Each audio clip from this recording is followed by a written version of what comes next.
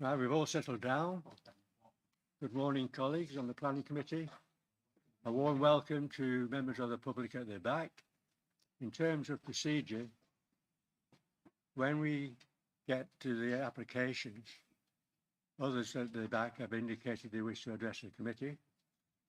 And the procedure will simply be the officer will give a brief summary of the application and then hand over to the Vice Chairman, who will call the speakers who have already indicated to the clerk that they wish to address the committee. They will have 3 minutes to make their presentation, and following that, the Chief Planning Officer will make and complete his presentation. So without further ado, we'll attend to the housekeeping. Procedural items, declaration of interest.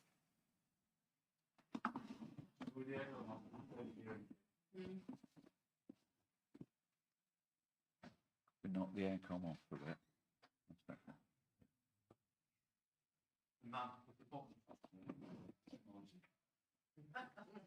Sorry, what do you say?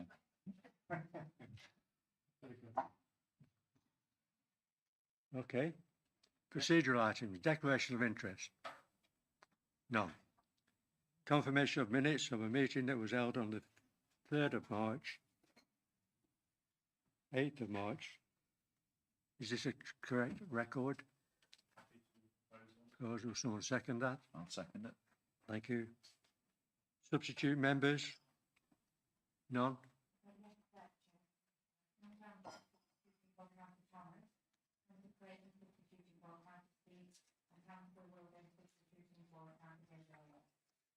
Welcome and good, and thank you for attending. Decision items, the batting order this morning is item 4, followed by items 5. 1 and 3 are very similar, and 3 will be prior to item 1, then followed by 2 and 6. So without further ado, Andrew, item 4.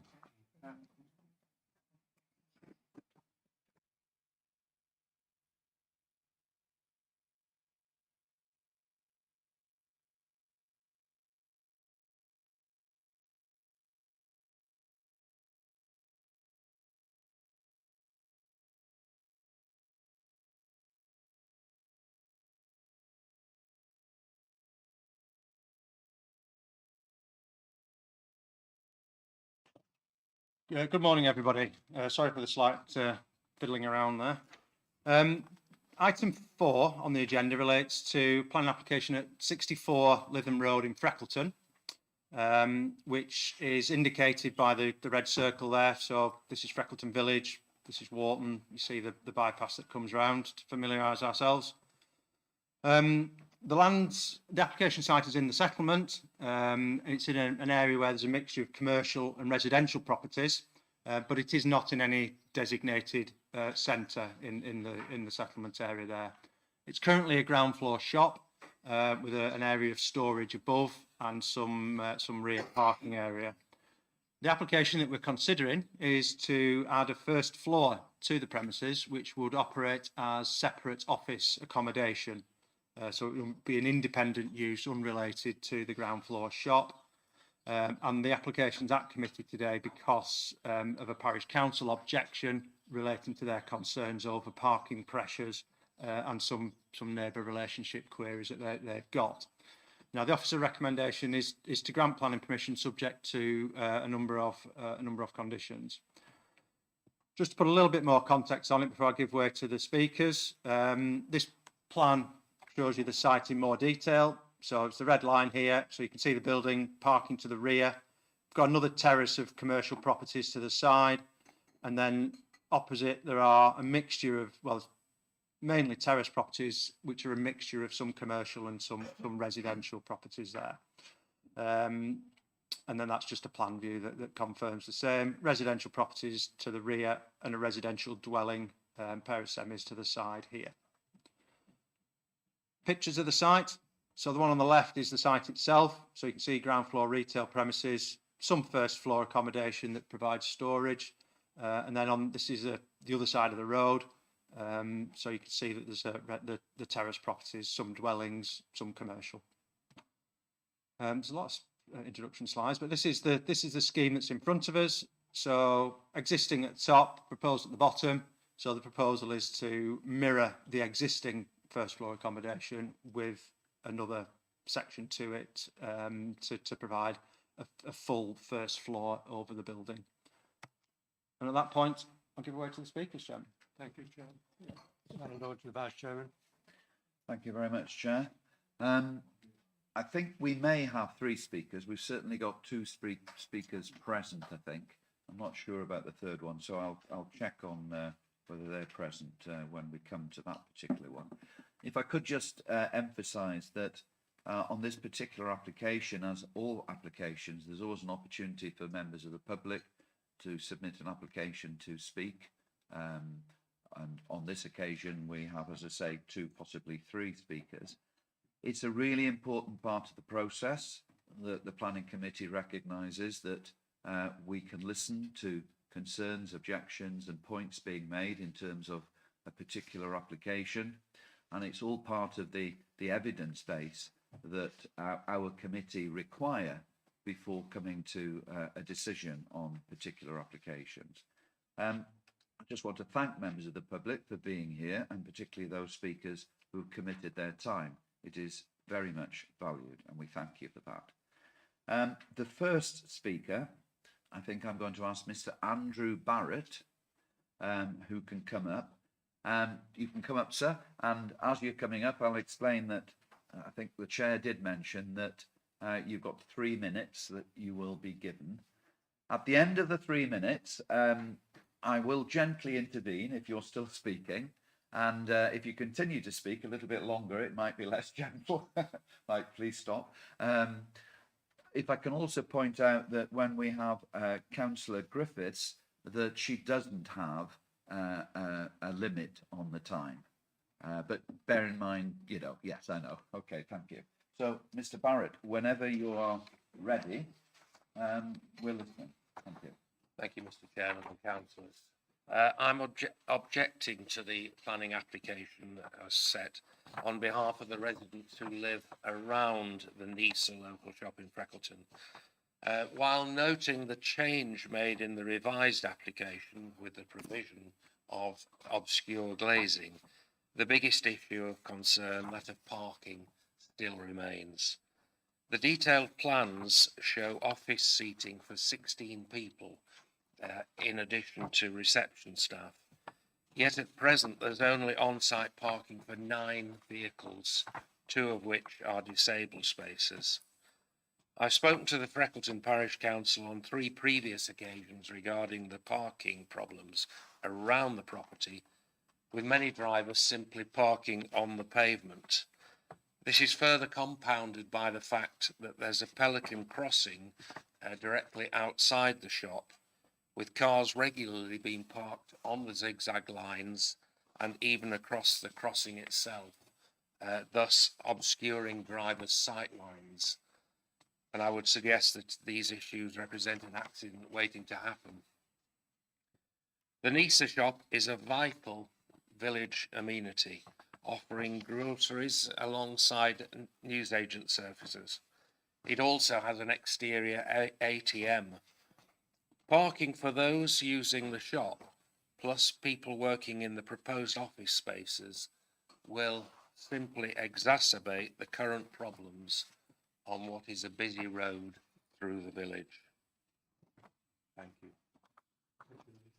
And I thank you on your brevity. Thank you. I'm going to ask now speaker number 2, which will be Councillor Griffiths. If you'd like to come up, Councillor Griffiths. And as I say, there isn't a 3-minute limit in your case, so you could go on as long as you want within reason. Thank you very much. Thank you. Good morning, Mr. Chairman and fellow councillors. I speak today against this planning application as a ward councillor, a parish councillor and a concerned resident. The main issue for many residents is associated with the development parking proposal and the negative impact on a local community amenity. Many customers arrive at the store in motor vehicles expecting to use the existing car park facility, some with mobility constraints.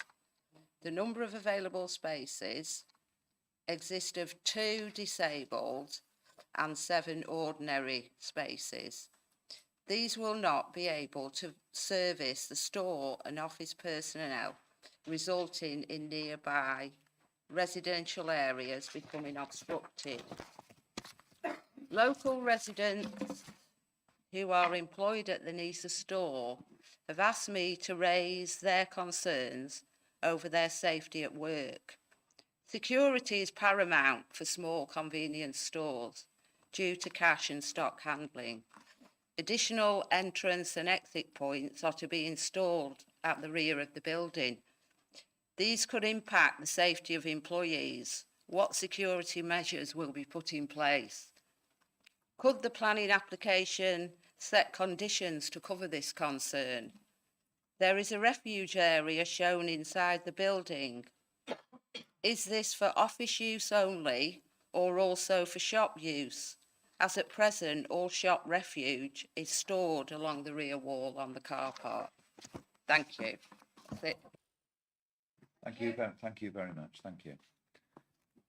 Now, looking at the public gallery, have we got the agent here now? The applicant? So we haven't got Oh, no. Dr. Canardi. Vice Chairman. We have, yes. Do you wish to speak, sir? Yes, would you like to come forward? This is your opportunity. And as I've previously explained, there'll be 3 minutes to say what you'd like to say.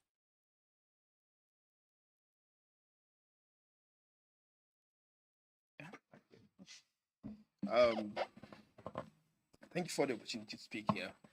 I understand the concerns of the parish and some of the local residents in the area. We've done our best to address all of their concerns. The concerns of the parish, as I understand, is overlooking, which we've addressed by using glazed windows up to 1.8 meters high. Another concern was parking. There is sufficient parking on the site, and the site is serviced by good transportation. There's a bus stop right in front of the in front of the site, good access road, and there's sufficient on-street parking. Now we're proposing only 2 offices. The offices are the ones just facing the front. The rest of it is kitchen, storage, and common area for the people in the office. So we believe with the parking on site, the good transportation on the road with the bus stop right in front of there, cycle area within the site, good on-street parking, it should be enough to cater for 2 additional offices on the site. Then another concern was the noise from the air conditionings. Those are existing air conditions. They are already on site. They've been there for years. So I don't think that should be raised at this point. I think that's the main concerns, but we've addressed all of them, and the planning officers have agreed with our proposals to address them and have gone ahead to recommend approval. So I hope that what we've done to address the concerns will be sufficient. Thank you very much. And if I can once again thank all the speakers for giving their time this morning. Thank you very much.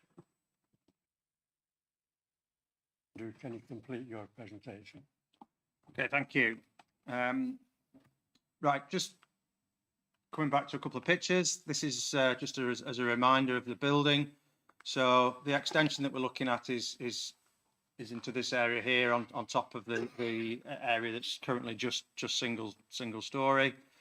You can see the crossing facility that one of the speakers mentioned right outside the store, and there is parking to the rear which can be accessed both ways. Obviously you see this vehicle is using it on the left hand picture.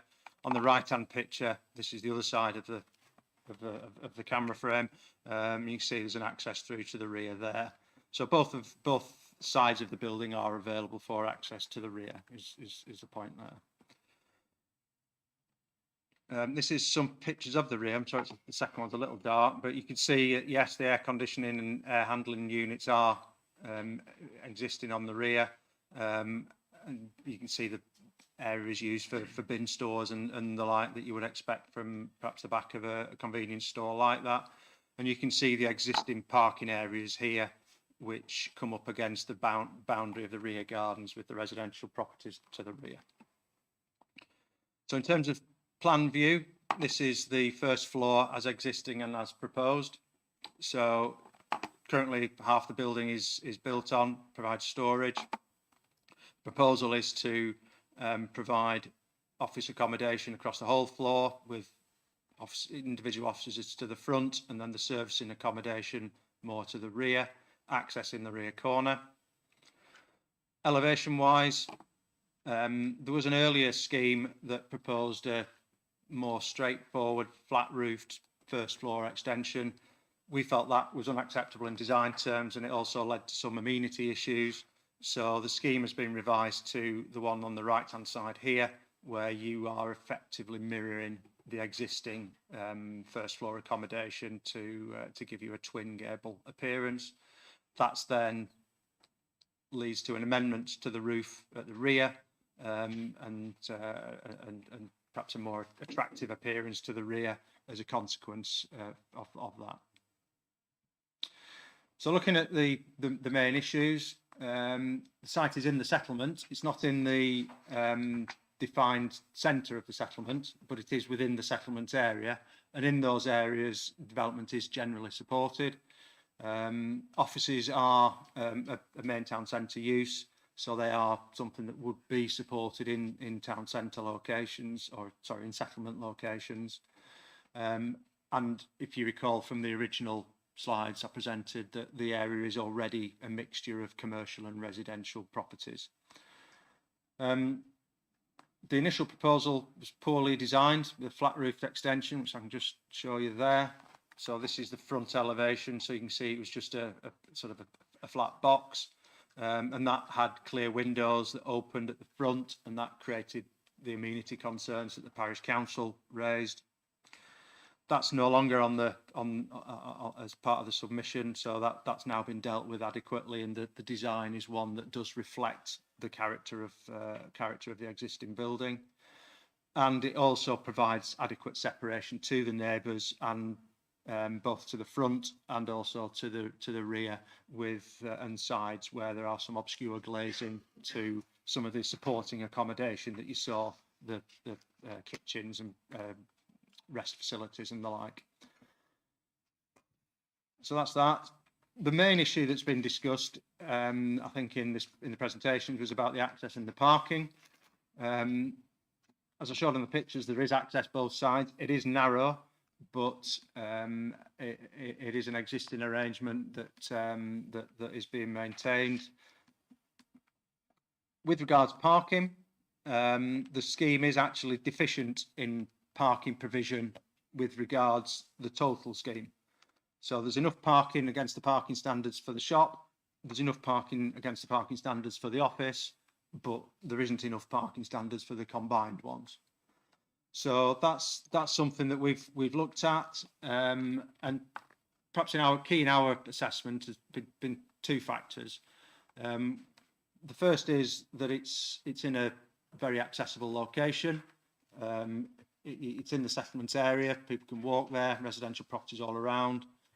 It's on a bus route, and because of the nature of the shop being for convenience needs, it's likely to serve a quite a local community. So the number of vehicle movements to it are going to be less than they would be, for example, to a larger Morrison's type store or what have you. The second aspect is that the Highway Authority haven't raised any objections to it. So we are obviously guided by their advice.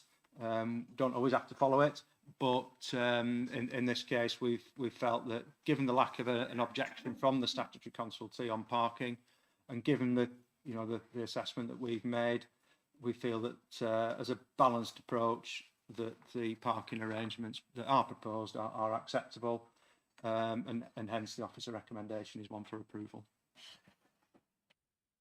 Can we have a look at the photograph of the road again, please?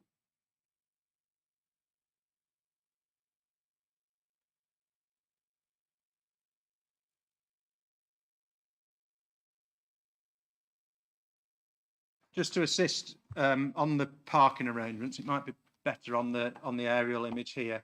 So Lytham Road serves as the main route through Freckleton. It's also a bus route.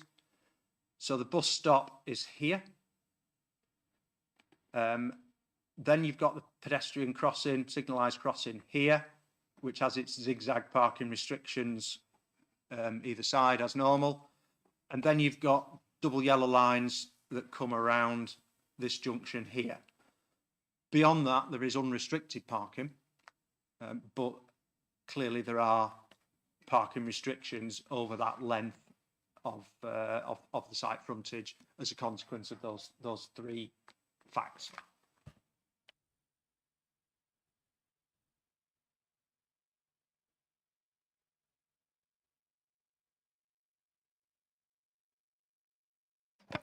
Thank you, Chair. The parking that will be used for these offices, it won't be restricted to just office staff using it, will it? It will be for customers to use as well? Or will it be that customers can't use it because it's always full of office staff parking? Yeah, through you, Chairman, in terms of the plan on the right there shows the parking arrangement. So you've got the parking spaces up against the back fence. There's no indication that those will be restricted to either use. So it may be that they are available for customer use, or it may be that, as you say, the office accommodation takes that up in the morning, occupies it throughout the day, and there's less availability through the day. Equally, it may be that the office staff walk to work or cycle to work, and I don't know, but there isn't any restriction on it. Okay. And the other thing, the security that was mentioned in Councillor Griffiths' speech, that isn't anything to do with planning at all, is it really? That's a shop issue, surely. I would say that is a site management issue, yes. There is already a back door to the building. As you can see, there are a series of service doors to the building. How that works internally and logistically, with there being a second operation brought into the site, isn't really something I think that the planning system would probably deal with, because it will be down to the estate management from the building owner.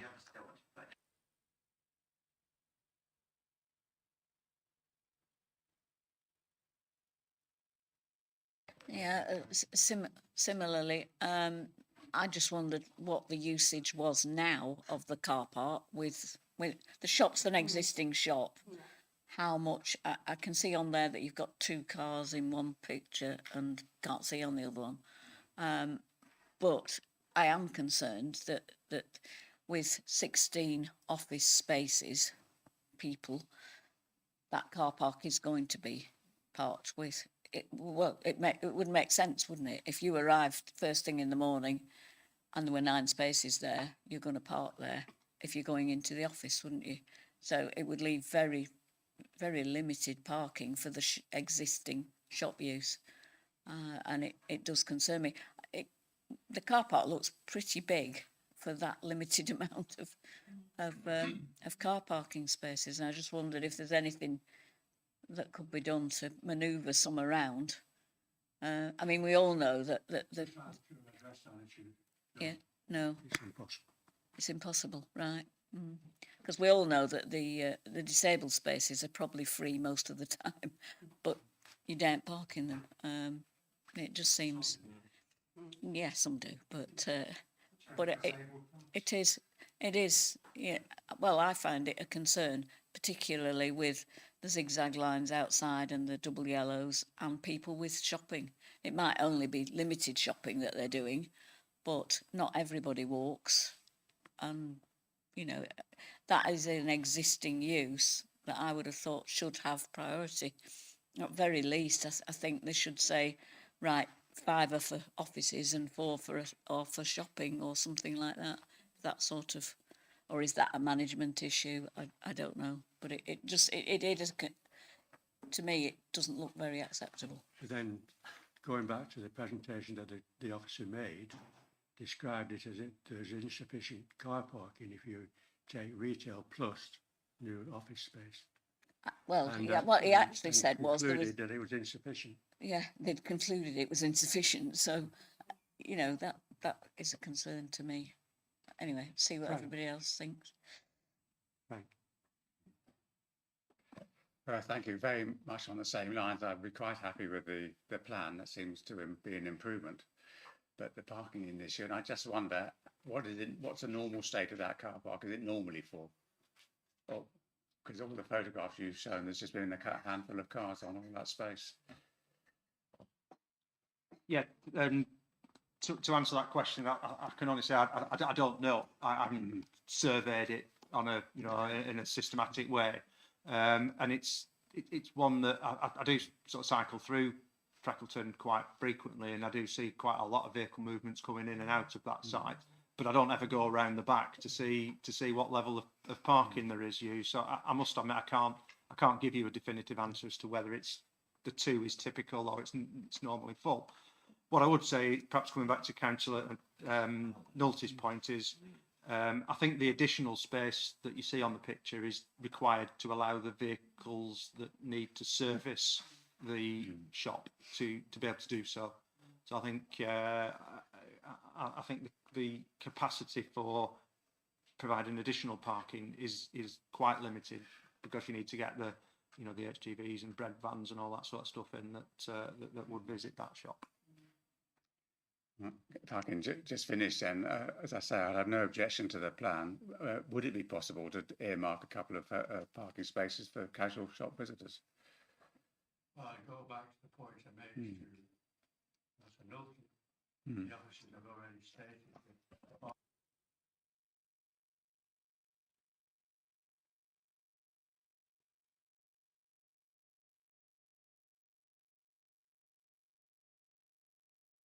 Yeah, thank you, Chairman. It's on the same lines, really. I'd just like confirmation about the numbers that were quoted. I understand it's 16, isn't it, that additional space office staff will be in situ. Is that correct? The plan shows that number, but my understanding is that the office use is a speculative one, so it could be any number, realistically. I mean, obviously there will be, Factories Act working arrangements would come into place, but there isn't it's not as if it's a business going in there that's got 16 staff. I believe it is a speculative endeavour that it's up to the eventual occupiers how many staff they have, isn't it? Yeah, thank you. I mean, I share Councillor Andrews' point that as far as the actual structure is concerned, I think it's quite a favourable, and I've no problem with that at all. But like everybody else, I think the main issue is certainly the parking and the impact, because it's almost certain that the car park will be full very quickly if the numbers do achieve that amount, and therefore it's got to spill over into the local area. But we now know that there's a lot of double yellow lines and so on. So that's my main concern at the moment, but I'll reserve that. Thank you, Chairman. Thank you, Chairman. My question is, well, it's possibly speculative. You may not be able to answer it. If we could go back to look at the overhead angle again. I was just going to go to Google Maps as an alternative. Yeah, I'd just like to look at that particular image again, if that's possible. Thank you. You might be able to answer without looking at it. My question is the adjacent premises, which is the Pete's takeaway and the other retail unit, has parking as well. And I can't see a break between the parking of the application we're looking at. It looks like one car park is what I'm saying. If I was driving down there to park up to go and buy me a bag of sprouts and 20 woodbines, I wouldn't particularly think, oh, I've got to go and park in one of those 9 spaces on the right. I'd think, well, there's a load of spaces behind the pizza place that are probably going to be empty all the time through the day anyway. I'd park in one of those. So is it the issue that we think it is? That's what I'm saying. And again, you may be able to answer that, Andrew. And also, again, related to this, sorry, I'm talking while you're... The picture you showed with 2 cars and one of the disabled spaces taken, what day and what time of day was that? Can you recall approximately? Oh, there is a wall between. I can see that now. That's what I was trying to, Right. that's what I was trying to get to the Google Yeah. Maps for, to help you with. So you've got this building, which I think was once a car showroom, that has a similar arrangement with parkings to the rear, access around each side. That's split up into different units, some of which have daytime use. There's a takeaway. There's also, this is a bar, carpet shop. So you do have a mixture of different I think that traffic. answers my question, Yeah. that there's a wall between the two. There's a so wall between thank the you. two I'll not pursue that any further. Thank you. Liz, Tim, and then we'll take the vote. Thanks, Chairman. Well, I have a great deal of concern about this parking. It's totally inadequate as far as I'm concerned, and I cannot vote for approval as it stands at the present time. As everybody has said so far, the development itself is perfectly fine. I don't think anybody's got any problem with it. It's the inadequate car parking, and I think it would be irresponsible of us to actually approve this today. I don't know whether there are any means of going back and talking to them to see if anything can be done. There's not enough space as far as I can see. But my main concern is the fact that there are double yellows and there's a crossing. People do park on double yellows, as we know. I live in Kirkham and I regularly see people parking on the double yellows. And what does concern me is they park right up to the crossing point. And it's very difficult to see when they do that if people are crossing, which I know they're not supposed to do it, but people do it. And that I'm very concerned about that. And that's why I can't vote for this today. I don't know whether we can go away and come and find a different solution, but I can't vote for this today just because, as far as I'm concerned, there's inadequate car parking. And I'm not surprised at the county, because nothing surprises me what the county council do. And being a member of this committee, I think we're all aware that, you know, that they very regularly do things like this. And I have to say that, you know, we're told about the public transport. It is probably very good, but will people use it regularly? My experience is a lot of people don't. They want to use the cars. And being an old lady as I am, I can't carry heavy shopping these days. So, you know, you want to use your car to go and get shopping. And people will do that, I think. And because of the overuse of that particular part of that car park, I'm not happy. So I think I've made my points quite clear, and I'll finish there. Yeah, sure. 2 halves.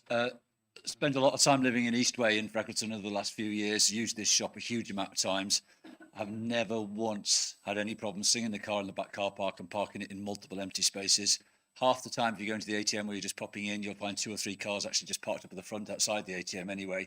They'll sling it on that bit there. I've done mine on there quite a lot of times, just behind there, right outside the shop, by those bollards. No problem. Thring it on there. It's never seen it busy. Never seen it a problem. So I think we're potentially making a problem out of something that we don't know about. we're also making the assumption that nobody in Freckleton's going to work here, and that everybody's going to want to drive. There might be 16 people who live directly opposite who walk across every day and don't need to drive whatsoever. We don't know. We have no idea what it's going to be, but we're making a very negative assumption. Given on that as well, the number of times that we have given massive planning permission up at Whitehills or something for 1,000 people to work and given them 2.5 car parking spaces, to give this almost 50% car parking is probably one of the greatest amount of parking we've ever given to an office space. So it's 2 stories the same as the ones in the same row as it. It's 2 stories next door to it. It has got car parking spaces allocated to it. We are imagineering problems that haven't actually been seen. I think we're causing a lot of discussion over something that's quite simple and bringing potentially work to Freckleton. Right, it's obvious for those listening to the debate that parking is the most material consideration. Other factors are quite acceptable in planning terms.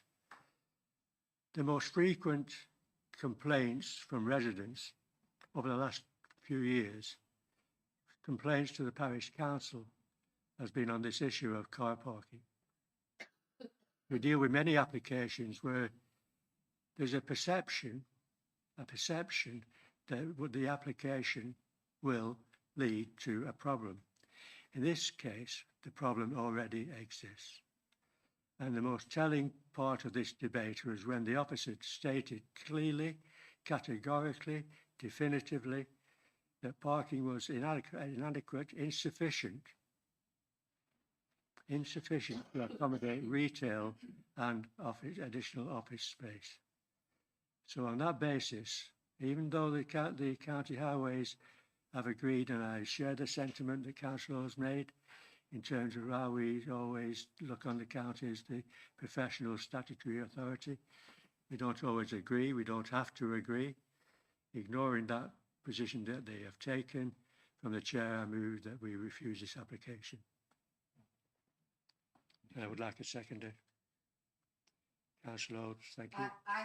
I will second that unless there is any way we can talk and get around it. Well, you know, procedure is such that once it's been moved and seconded for refusal, we adjourn for those people to go and determine what reasons for refusal. And in that instance, we will determine whether or not we can improve it. So can we adjourn and to the members' room?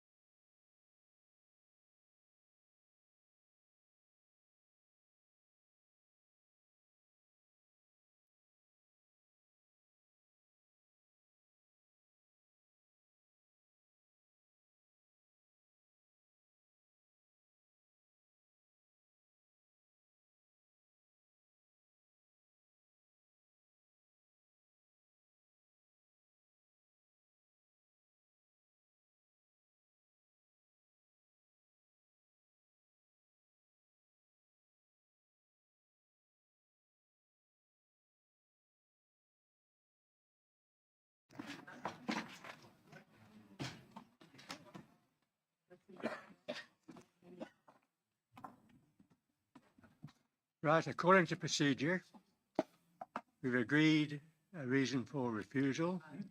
The Chief Planning Officer will read that reason out, and then the members can debate that particular reason. So,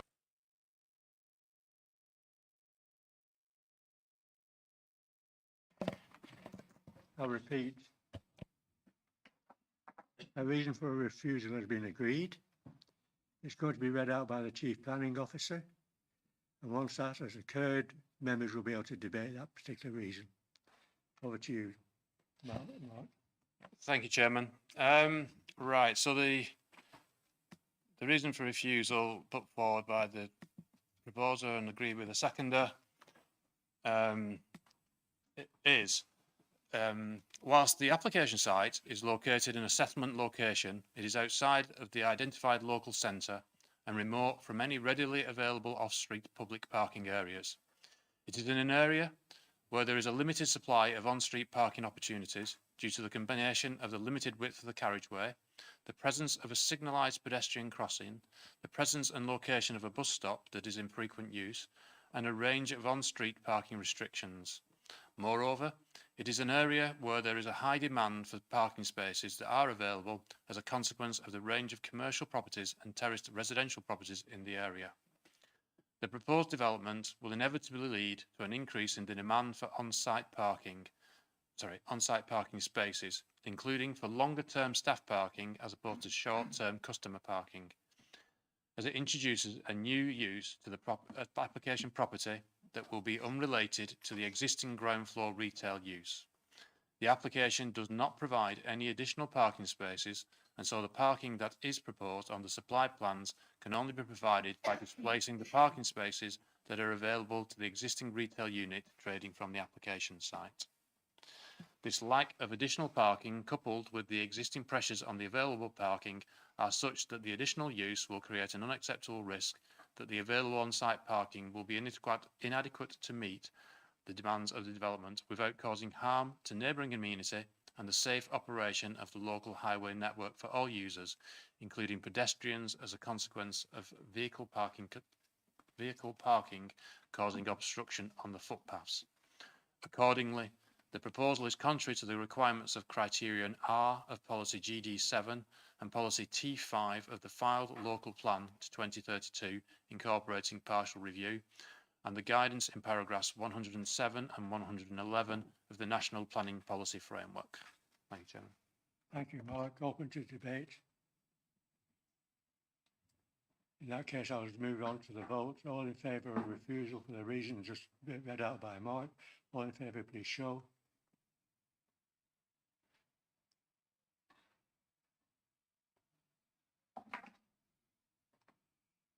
Have we counted those?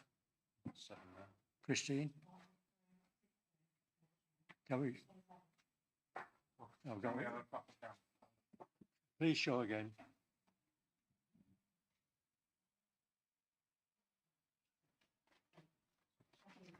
Six.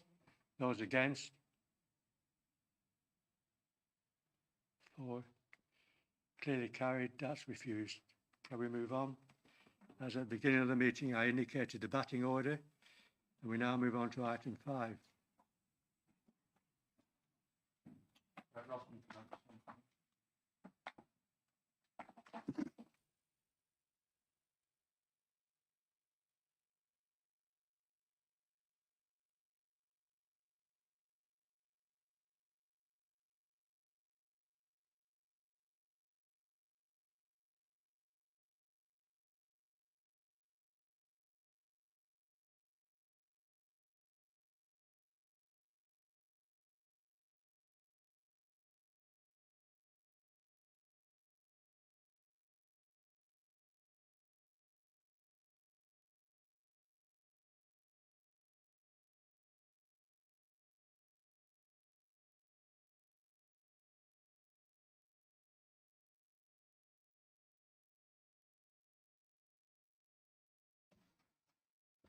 Morning, everyone.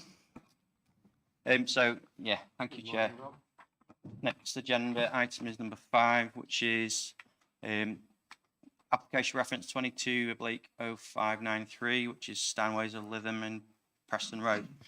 Planning consent is sought for demolition of all existing structures on the site and construction of a mixed-use development comprising of a food store and 80 small storage stroke warehouse units. The site is 1.39 hectares in size. It's located within the settlement boundary of Lytham, located to the east of Lytham. Those who know Lytham, it's quite close to McDonald's for reference. The site is a prominent gateway into the settlement of Lytham. Existing uses, development to the west hand plot of the site. We've got a car showroom and associated car businesses, which include repairs, MOTs, and body shop businesses. The plot to the east, which is in that location there, is presently vacant. Hard standing from former land uses on the site. It's used as an overflow car parking area. Has a lot of self-seeded trees on there. This eastern plot, and here is allocated as an employment site, and the western plot remains unallocated white land, as I said, within the settlement boundary. Planning history, members back in 2019 resolved to approve a slightly smaller food store, which was located on the Stanway site. That application was never actually determined because the associated section 106 was never signed. Don't believe we have any speakers. No. I'm moving quite on. Just for a bit of site context, the residential area, which you can see on that image in front of you, is the pink area. The site lies within the blue area, which is predominantly industrial in form. And then, as mentioned earlier, you can just see the red line of the application site there. It is highly prominent when we're coming into Lytham from the east. You get long views born from the nature of that road, particularly into the corner where the junction is of the site with Preston Road and Junction Road, Boundary Road. Just a few existing site photographs for you. So we can see there that the western area of the site is occupied by buildings. The site's accessed from Preston Road. Those buildings on site are very dated, looking quite tired. And the eastern area of the site, I said, is devoid of buildings. It's got hard standing and is informally used as an overflow car parking area. Visually, my personal opinion is it certainly detracts from the street scene. And obviously, with it being a gateway site into Lytham, it's quite important that visually that site does what it can to enhance that street scene and the welcoming that visitors get into Lytham itself. Just a few images really of the site in existence at the moment. We can see to the front of Preston Road, we've got a lot of car sales area where associated to the showroom use. We got external storage of cars for repair, which is located more to the rear of the plot. We've got mixed scale, mixed material of existing buildings on site. And then we've also got external storage of containers. Obviously, with the uses on site at the moment, they are quite noisy uses. Presently, there's no protection to existing neighbours from those noisy uses. When I say protection, whether it's acoustic fencing or hours of use restrictions.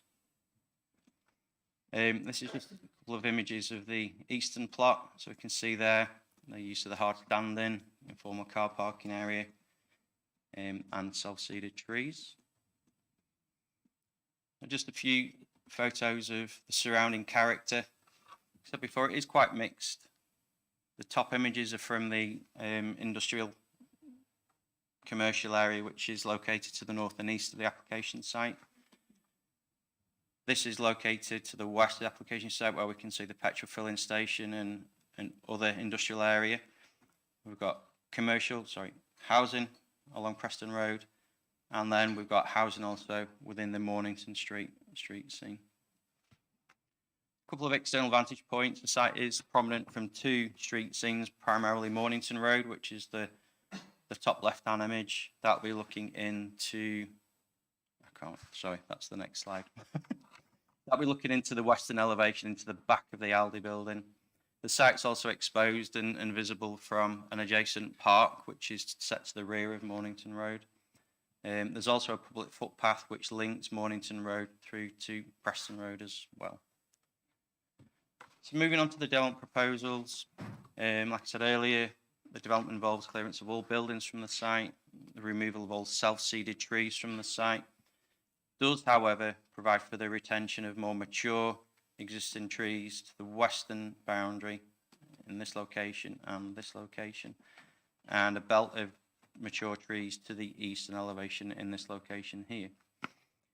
The food store is located close to Preston Road, and with the storage element of the development to the north.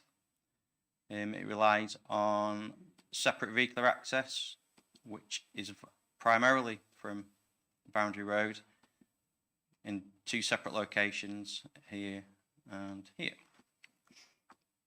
We've got an enhanced landscape strip to Preston Road within the scheme. Throughout the course of the application, revisions were made to deepen this landscape strip and provide an additional landscaping to this junction, which is more exposed to visitors coming in to Lytham itself. Proposal is for 107 parking spaces, which includes disabled and parent-child spaces, electric charging of 4 bays, but with the infrastructure in place to provide a further 14 bays. The Storage 24 development is, say, to the north. It encompasses 6 blocks of units, has a rear-facing aspect here towards those properties on Morning Road in this location. We do have landscaping, though, to the west and to the eastern boundaries. With regards to elevation treatments, there's a bit of debate during assessment and plan application. The top image is the original submission and the lower image is the revised submission. So this is the elevation that fronts on to Preston Road. We've looked at changing the brick type, incorporating more glazing into the scheme. We've also worked on the landscaping treatment to incorporate more trees and a hedge line, which will act to reduce, it won't obscure, but certainly will reduce presence of parked vehicles when the site's operational. This is the side elevation. This is also exposed to Preston Road. As you can see, the top image was the original submission. The below image is, sorry, the one below is the revised submission. Concerns were raised initially to the industrial form from the grey cladding that was proposed. So again, we've worked with the applicant to incorporate increased brickwork and glazing. This is the rear elevation of the building, which will be exposed to Mornington Road. You can just see the photo image, so that the building itself will project across the end of Mornington Road. So it's going to be this area of the building that's going to be visible. You see in that street scene that the houses are a mix of red brick and render. So that the thought process behind the elevation changes was to incorporate similar materials to the rear of the building. We've also got additional tree planting to provide some kind of softening aspect to the rear of the building when it's visible within that street scene. This is the Storage 24 element of the scheme. This is sited adjacent to the existing industrial form to the north. The required 24 access, it's of standard industrial form, although the scale of it is much lower, with only being 5 metres to ridge and 3.75 metres to eaves. The actual footprint of each individual unit is much smaller, probably comparable to a large garage, hence the reason why there's 80 units within the scheme. They don't provide car parking for this element, and it's proposed that there'll be more of an informal parking arrangement when the units are in use, whereby cars or delivery vehicles will park outside each garage space. Moving on to highways, as I mentioned earlier, there's 2 proposed access arrangements into the site from Boundary Road. The proposals involving closure of the existing access arrangement from Preston Road that serves the Stanways garage. We've got pedestrian access into the food store in this location and in this location from the existing network on Preston Road. We also have a widening of the junction between Preston Road and Boundary Road in this location here, and that's to ease the passage of larger vehicles, service vehicles for the Aldi development. We had 2 objections from other businesses on Boundary Road who reported queuing from McDonald's overflowing onto Boundary Road and in some circumstances out onto Preston Road. I live locally and know from time to time that McDonald's is particularly busy. The Highway Authority did raise concerns about that scenario, and that has resulted in the applicant revising the scheme to provide a dedicated right-hand lane turn into the McDonald's. So that obviously will provide an element of additional queue space where it overflows out onto Boundary Road itself. We also have a footpath extension along Boundary Road, which continues up towards the Storage 24 development. Just a couple of, well, just one visual image that the applicants provided, just to show you the potential enhancement that could be created as a consequence of the proposal. So moving on to the assessment, the site is located within Settlement boundary, which is determined by that grey line, which you can see running to the east. The site is a partial allocation as an employment site, which you can see by the darker purple image. The underlying policy with regards to that employment allocation is policy EC1. That supports general employment uses, which was the former B1, B2, which is general industry, and B8, storage and warehousing. Thus, the retail element of the proposal is contrary to EC1 because it envelopes over the front portion of that employment allocation. Notwithstanding that, though, the proposals provide for the storage proposal located to the north. It's not an exact land area, but the basic principle is that it's proposing to relocate the allocation to the northern boundary of the site. There are also additional benefits of relocating that employment space. The existing site, as you can see, is quite awkward to develop. It hasn't been developed, so one of the reasons put forward by the applicant. Sorry, my phone's going off. One of the reasons put forward by the applicant was that the form of that allocation is influenced the site being redeveloped. So obviously, we have a commitment from the applicant to build out storage units, which is consistent with policy C1, but also in the event that that doesn't come forward, we also will have a more beneficial land parcel, which would help any further development that employment allocation could have. Again, visually, obviously with an employment allocation, you expect employment uses to be on that site. That would encourage an industrial building of some sort. So in that respect, I personally don't feel that an employment allocation is the best location, being so close to Preston Road. Better formed, being to the rear, hidden from view, so we can then get a more aesthetically pleasing development to the frontage of Preston Road. The other element of the assessment is the principle of out of town or out of centre retailing. The policy C5 directs new retail development to town centres and local centres, and only supports out of centres where it's demonstrated not to have a significant adverse impact. And that is relative to the health of centres, such as the vitality and viability considerations. On that basis, the applicant has submitted a retail sequential and impact test to demonstrate impact. The submitted sequential test that had to consider sites of equivalent size to accommodate the development proposed. So that's inclusive of the Aldi and of the Storage 24.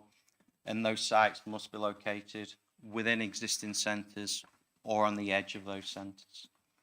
That study found that there was no alternative sites available that could accommodate the development, and that considered centres at Lytham and the proposed Wharton local centre as well. With regards to impact testing, there is a trade diversion reported. That's a reduction of 5.7% annual turnover in Lytham and an equivalent 7.9% in St Anne's town centres, as well as other food stores within the area. But those centres are considered to be relatively healthy. The impact is determined not to have a material impact on the viability and vitality of those surrounding centres. Retail planning policies is quite dark. It's a very complex subject matter, and on that basis we rely heavily on consultant advice. This consultant has provided the council advice on multiple different planning applications, including the Lidl application just down the road, as well as the Marks and Spencers that was recommended for approval certainly back in 2019. That retail consultant has been used in the assessment of this application, and who, whilst identified trade diversion impact, didn't consider that was significant enough to warrant refusal of the plan application. On that basis, the principle of development is certainly supported at officer level. Design and layout, policy GD7 that requires high standards of design. As discussed, it's a prominent gateway site on the edge of Lytham, but it does currently detract from the street scene appearance. It's in a mixed residential commercial area with a variety of construction materials and scale. The development itself brings forward good design principles. So the siting of the Aldi building reflects the build lines of housing to Preston Road. It provides a dual aspect street scene. The scale of properties in the area is reflected in the scheme. So the lower eaves height of the Aldi building is very similar to the eaves height of existing houses, and the higher eaves height is reflective of the ridge line of houses as well. Bearing in mind the existing site appearance, it's considered that there's significant regeneration benefit from the scheme itself through redevelopment of a prominent unsightly site. Highways wise, assessment is relative to access design and acceptability of use of Boundary Road. We have local plan policies which state that development shouldn't prejudice highway or pedestrian safety and should provide for the efficient and convenient movement of highway users. As mentioned, we had 2 objections relating to car parking. Sorry, not to car parking, make that clear, to use of Boundary Road as a means of access. The proposal itself, we've discussed in detail. There's a summary of it in the presentation just there. The application was accompanied by a transport statement that considered that the site was in a sustainable and accessible location with good connectivity, footpaths and bus stops close by. There's 1 serious injury in the last 5 years adjacent to the site, but that did not provide any trend or pattern of road accidents associated to that junction itself. It's concluded in the transport statement that access is safe and suitable. It also gave details in terms of expected trip generations. So there's 147 arrivals and departures within the weekday peak hour, which was between 8 and 9 o'clock in the morning. 295 two-way trips in the PM peak hour, and then an increased amount in the Saturday peak hour to 355 trips. The Highway Authority hasn't raised any objection to the proposals. Residential amenity. There are houses located immediately to the western boundary of the site. There's also houses in the wider area, which is evidenced by the blue lines close to the application site. Notwithstanding, though, with controls suggested by the Environment Protection Team, it's considered that the site itself and development proposed won't have significant impact on neighbours. There's no other technical reasons to refuse the development, so it's recommended for approval. Thank you, Rob. Gavin? Thank you very much, Chairman. Yeah, I think, and thank you, Rob, for a very comprehensive presentation there. I think it's a good proposal. It's a lot more leafy as an approach to Leafy Lytham than the current setup is. It's got to be an improvement. The only query I've got, it talks about the impact test and trade diversion, which I understand is sort of a similar sector. And it says St Anne's minus 7.9%. And I'd question that because we've got an Aldi in St Anne's, you can see it from here. Surely that can't be right.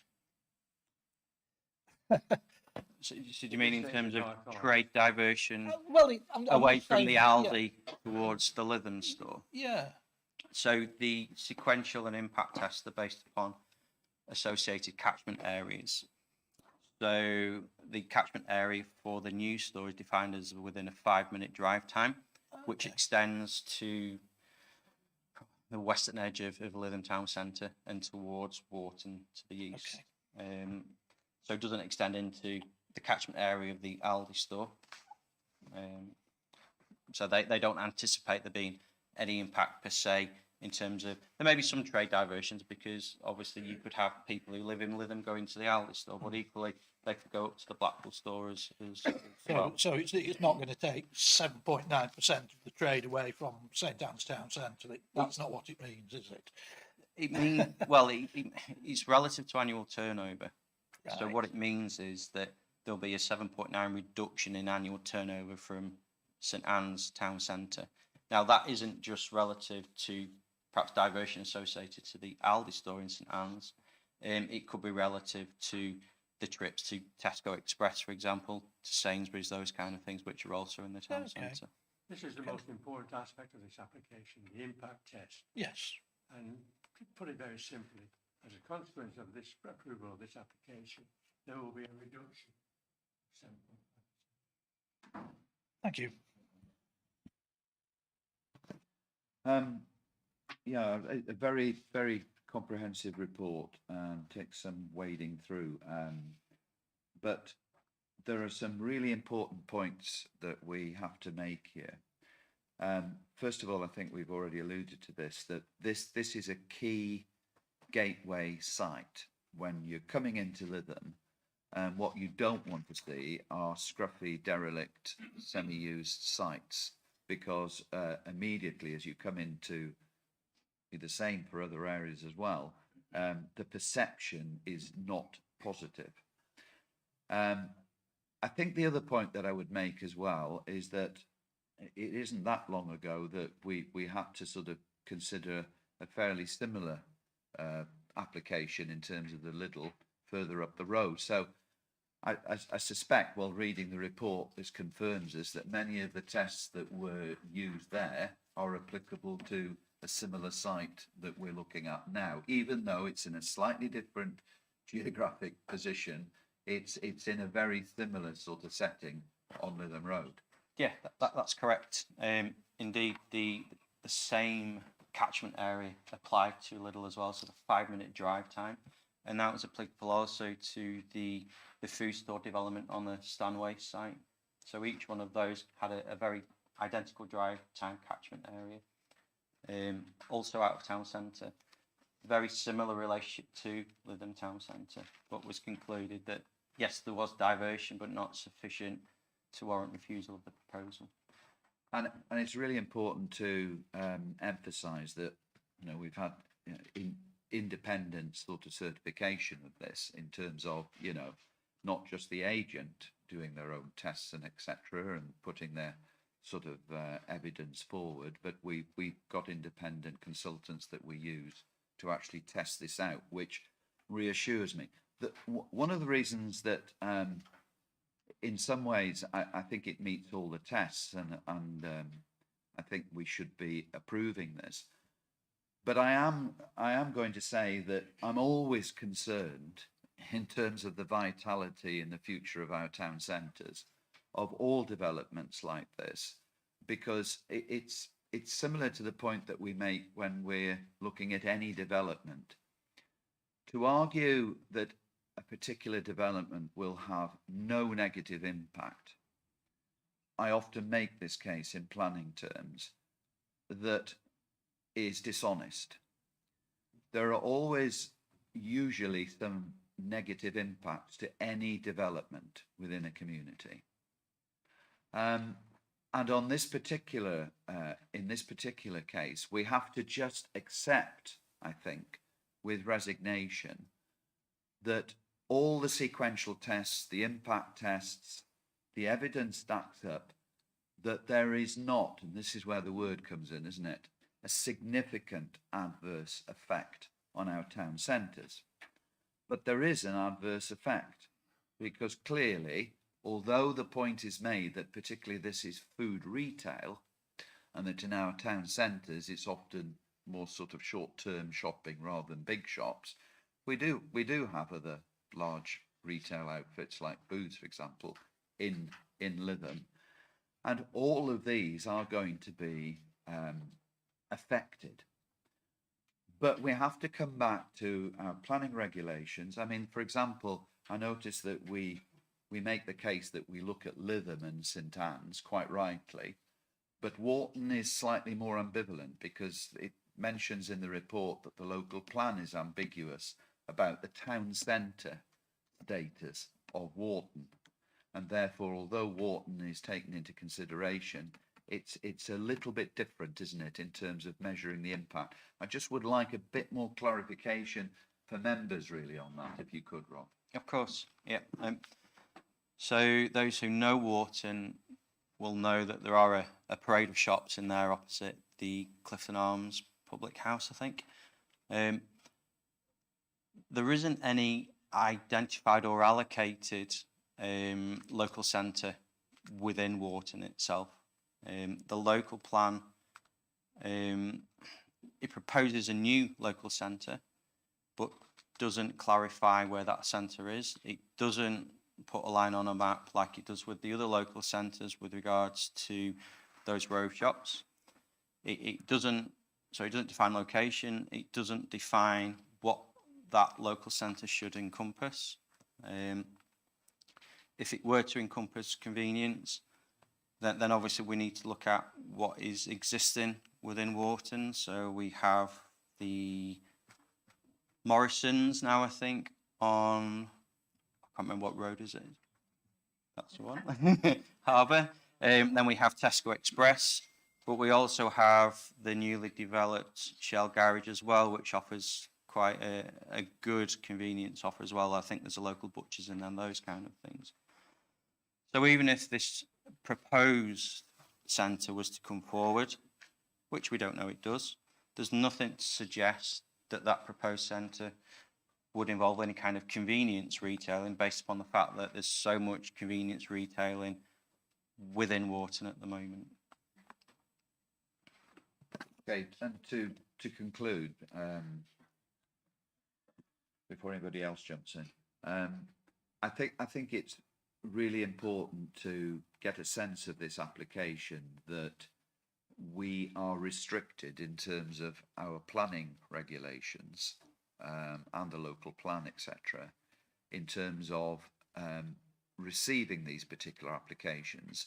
I think we have a duty really in terms of applying all these particular tests fairly and evenly, and then coming to the conclusion that, I mean, for example, in terms of town centres, the real challenge here and these sites is going back to the parking issue, because they have greater land available, therefore they can provide greater on-site parking, you know, which we know is something that people like. So I'm going to say that I'm willing to recommend approval of this, with the caveat that we must always look after our town centres to the best of our ability.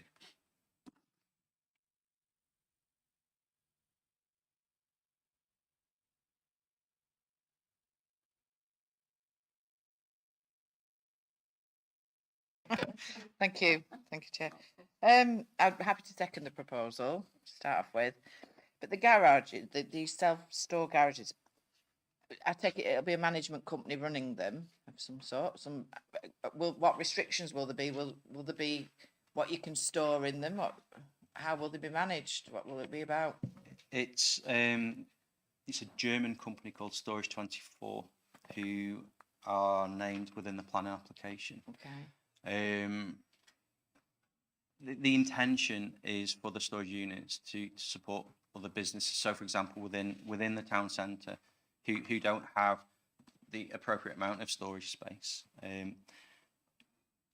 There isn't any restriction on the nature and types of goods to be sold, because it's undefined within the plan application. But equally, I'm not quite sure what kind of restrictions we would look to impose. They won't be able to, for example, sell goods from that location. No. It would be typically just the storage or storage. warehousing. Yeah. But you don't want somebody storing anything like highly flammable or something like that. What I'm thinking. No, but there are other controls with regards to the storage of flammable liquids as well. Obviously, following the right processes, there's certainly Yeah, but there controls. will be somebody in The charge of that. unauthorised storage, Yeah, for example, okay. we obviously can't control. Yeah. And regarding the shop, etc., the amount of housing that's within the locality, people need to shop, and if it's a closer shop than going right the way through Lytham to the Aldi and St Anne's, or it's a lesser car journey, then I'm quite happy with that. So I'm happy to second it.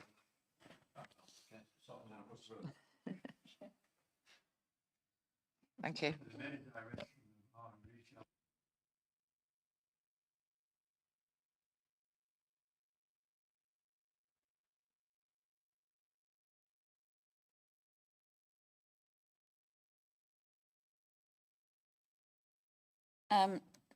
Well, I just have to say, I mean, what you said about Wharton is just unbelievable. If you actually know the size of the shops in Wharton, they're tiny shops. They're just small. The Tesco Express, I think, is the biggest, and it's tiny comparatively. And the Morrisons, you describe it as a Morrisons, it's just a Morrisons, small, very, very small. And the one place that needs that sort of thing, where we've put all the housing, lots and lots and lots and lots, even more than Kirkham and Westham, is Wharton. And if this was to be developed anywhere, I believe Wharton has the need for it. However, doesn't even appear in the sequential test or how it affects Wharton. So I recognise that. I think the whole of Wharton is very, very badly planned, isn't it? Housing's gone everywhere with no consideration about where those people are going to shop. I mean, Wharton is a similar size to Westham. In Westham, we have masses of shopping, and Kirkham very close by. Wharton are going to rely on going to Lytham, and there's no question about that. So this is traffic to Lytham. However, whatever. My main concern is pretty, yes, it might be, but we're removing an employment site again. And one question I've got is this, and I think that, is this not self-storage where people who haven't got big enough houses put their spare furniture? Is it not one of those kind of storage units? Because that's what it looks like to me. And is that considered an employment use? Because if it is, who's employed, and how does it fit that category? Okay. So my main concern about this is the removal of employment site. Sure. So yeah, it is small space storage. That opens itself up, obviously, to a multitude of different types of storage, whether it be associated businesses, it could be residential as well, or associated to somebody living there. Storage is B8 land use category, which does fit with the policy for employment allocations. So the development per se fits with the council's policies for employment generation. So, albeit there's very little job creation associated to the development. well, for my point, there's none. except for building it. But so in effect, there's no employment on that, and the Aldi is a retail space, which I suppose is some employment, but we're removing it from the employment site use to retail. Yes, but I think what we've got to consider also is how long that site has been vacant for. I can't avoid the fact that whatever they want to do does comply with policy C1. Yes, the amount of development in terms of comparable floor area to the allocation is slightly smaller, but nonetheless, we are getting a policy compliant development as a result of the proposal, in the sense that they're providing storage and warehousing space. Okay. I mean, I'm just concerned that we're using up our allocation for employment land that runs till 2032. And I see, you know, the White Hill site being built up and what have you, and I'm concerned that we're letting things go from the employment uses to retail. You want to say something, Mark?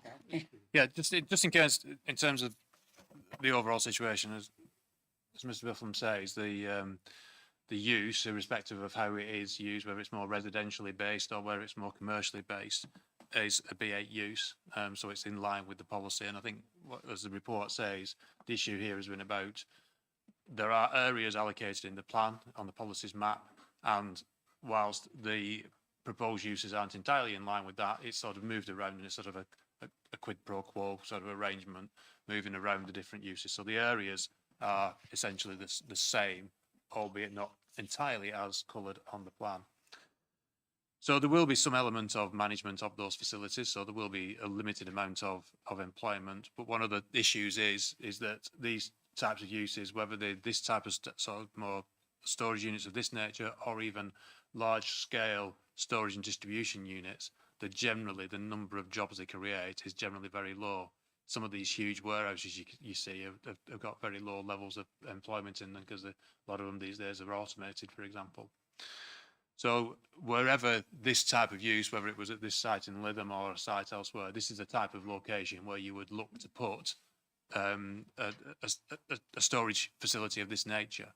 You would have to find or say that it is appropriate for a commercial area rather than say in a greenfield site or in a residential area. It is by its nature that type of use. And when you go across the country and you see these types of self-storage units, you see them generally in commercial, industrial locations, quite often on the approaches to major towns and cities. So in terms of the actual use of it, I would say that it's in line with the policy, in overall effects. And if you weren't going to put it here, you would probably be looking at putting it in another commercial allocation somewhere across the borough, and you would still have the same issues. So I think, on that basis, it would be very difficult to resist the proposal on those grounds. Thank you, Chairman. But definitely the retail is in exchange for employment site, yeah? Well, I think the point that Councillor Nutt is making is a very valid one. You've got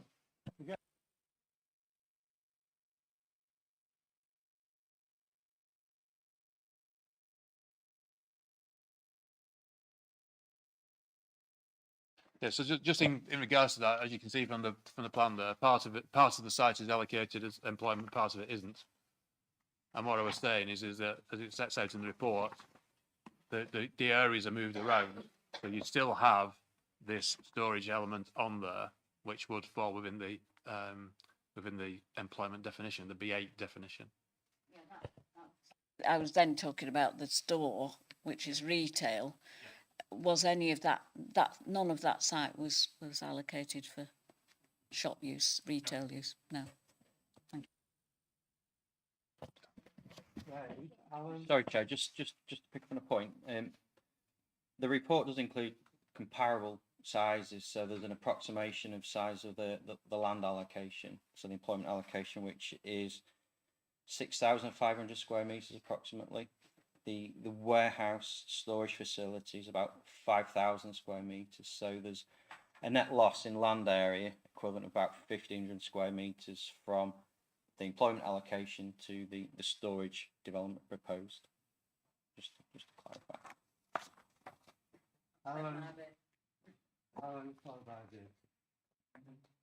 Yeah, thank you, Chairman. Okay, yeah.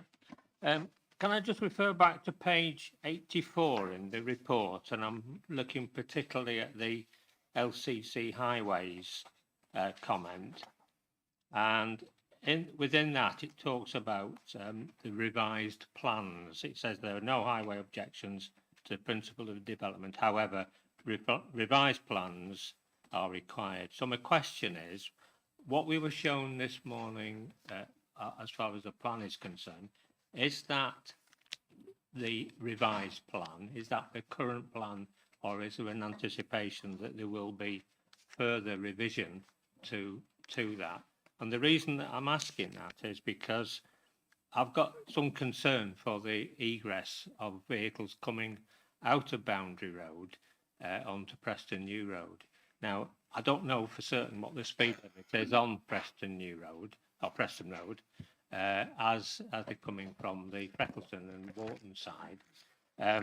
But obviously we're going to have, you know, the development with the number of parking arrangements and the people who will be using that site. So I'd like to, if I could look again, please, Rob, at the actual, well, you put it up now, thank you.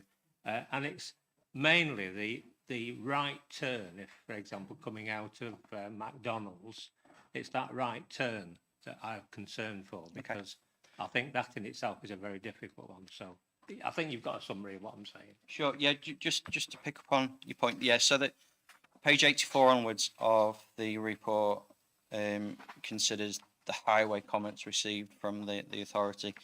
They did initially raise objection, which resulted in the revision that's in front of you. Page 87, if you read onwards from that, those refer to the comments received from the Highway Authority in relation to the revision made. So we've got 84 onwards, we've got the initial comments, and then page 87, we've got comments relative to the revision, which removed the objection based upon the widening of the junction here to provide a smoother passage for the larger vehicles along Boundary Road, but also the right-hand turn lane into McDonald's as well, which you can see just in that slither in the middle. My main concern is, I can accept the turning right into the site. My main concern is the turning right, how you egress the site to go back into Lytham. You know? So you mean when you're turning right here, but there's also vehicles wanting to turn right at that point? Yeah. Well, obviously, vehicles wanting to turn right out of there are going to have to wait for a gap to appear when vehicles are turning right. I mean, I don't know, but maybe you can help me. The speed limit of vehicles coming from the Wharton side, I think that's 50. Well, it's 30 in the urban area, then it'll jump up to 50 beyond the urban area. So I think that will be what's the brook? I think the brook's the divide, and that's the edge of the settlement there. So when you go past McDonald's, it'll jump up to the 50-mile-an-hour speed limit. Yeah. I mean, Highway code-wise, they should be at 30 miles an hour when they enter the urban area. Obviously, I think we all know that it is the speed of approach there is well, people will be reducing speed, certainly. I think the accident analysis, which the Highway Authority agreed with, they found that there's one serious injury in the last 5 years, which to me suggests that whilst there was that accident, that isn't sufficient enough to raise highway safety concerns surrounding that junction. The Highway Authority have looked at the intensification in use of that junction, including the right-hand turns, in light of that accident analysis, and determined that there isn't an issue to warrant refusal of the proposal. It's not particularly clear, but I presume that the arrows that we see on the map, doesn't give any confidence that there's some clear demarcation for that right turn. That's all I'm saying. Yeah. You know, They'll, because I experience coming out of that road myself, and it's always very. of course. And The applicant needs to provide more detailed design of this junction arrangement. That'll pick up on existing white lining, whether that's deficient or not, and we'll need to obviously bring in new white lining where it is deficient. So that right-hand turn box prior to operation of the new development, if there aren't white lines there, if they are deficient, there will be white lines there by the time of the operation. Yeah.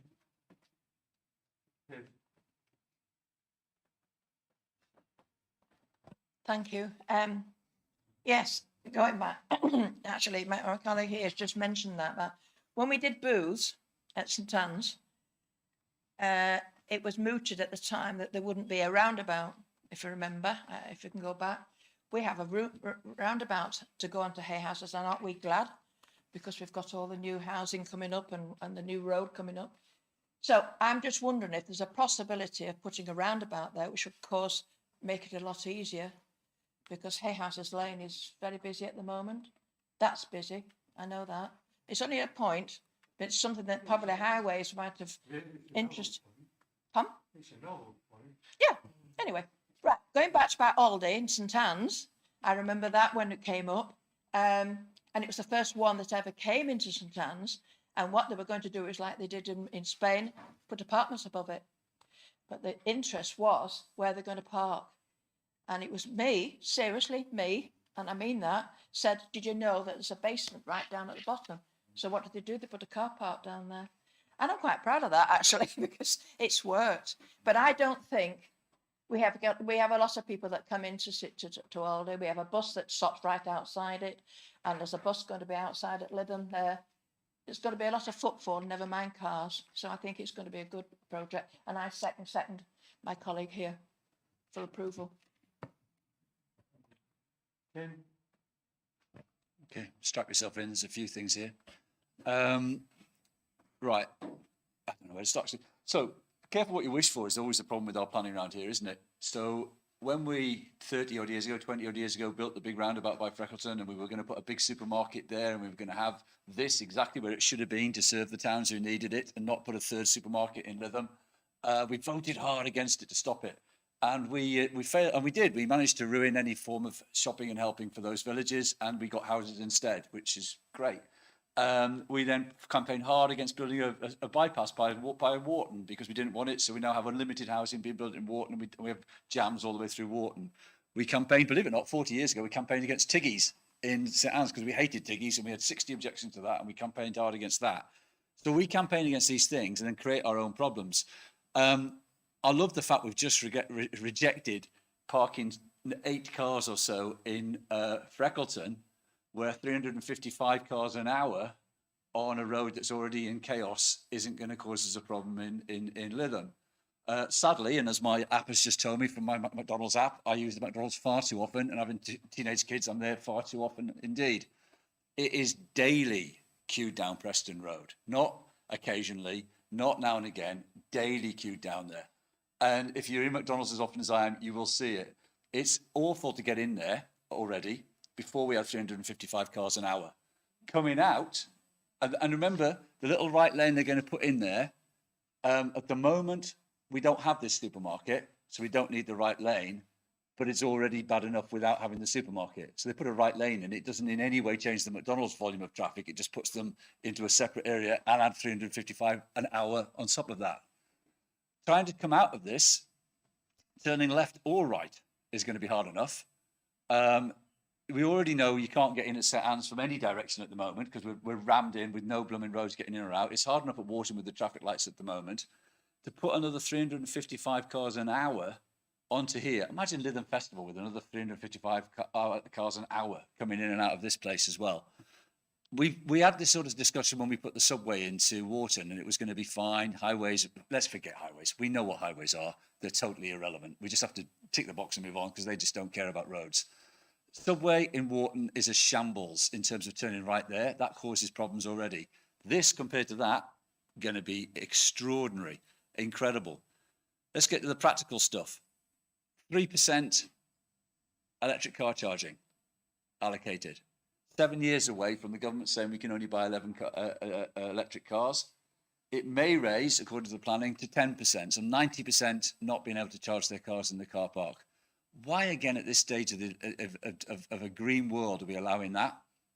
When you're building a massive supermarket with a substantial, huge roof on it, why aren't we saying solar at all? Why aren't we doing any form of green? Why aren't we pushing for any form of environmental stuff at all as a council? Do we have any environmental involvement in this council? Before we pursue along that argument, we ask the officers to say well enough, or you just mentioned it in the two considerations. Well, it's not because it's not under regulation. So we cop out of it by saying, because we don't have the guts to do anything about it, we just cop out of it and say, oh, it doesn't matter. But the government's saying one thing and the council's doing nothing about it. We do have policies to require electric charging. The scheme has 4 bays provided 3% as part of the proposal at the moment, and it has infrastructure in place for an additional 14 as demand increases. 10%. So potentially 18 spaces. Yeah, so 90% without.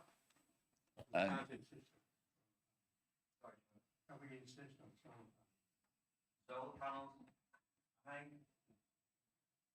The applicants in the audience, I'm pretty sure that there are solar panels in the scheme. They are nodding their heads, but I think. Yeah, photovoltaic arrays. Okay, that's good. So it is annotated on plan. Just on a safety note, I mean, you guys all know I cycle, but I also drive as well. When you come round that road at 50 miles an hour, slowing down to 30 miles an hour, very often as you turn coming from that bit towards the shore, the sun is coming right at you, and it's quite bright. We're now putting an array of glass right there where the sun's hitting you in the eyes as you come around that. In terms of a safety point of view, that sun is going to hit that glass and be right in every driver's eyes as they're coming down that road at 50 slowing to 30. Again, I'm sure in the design that's been considered, and it's non-reflective glass or something like that. I don't know what it's going to be, but that is another risk we're building into this as we design it with that glass frontage. I just don't see. I mean, we do it time and time again here because we sit in this ivory tower saying these are the rules, we don't care. Putting 355 cars an hour into that car park on the weekend, turning left and right coming out, it's almost as if none of us have driven there and driven past it. Aldi already opposite it. The one opposite already, that doesn't seem to have too many problems turning left out of it, and it's got the right turn centre in the middle bit as well. But this on this junction with McDonald's is completely different. And having rejected Freckleton for 8 cars and then saying 355 on a junction which already doesn't work, I'm staggered at.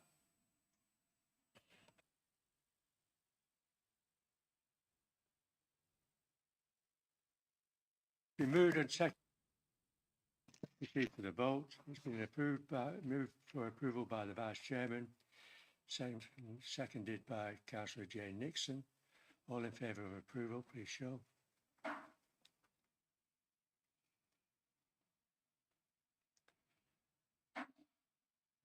Okay, Christine. Anyone against? 2 abstentions. Clearly carried. Can we proceed? And as indicated, the batting order is 1 and 3. The 3 comes before 1, if you know what I mean. Yeah, 5-minute break.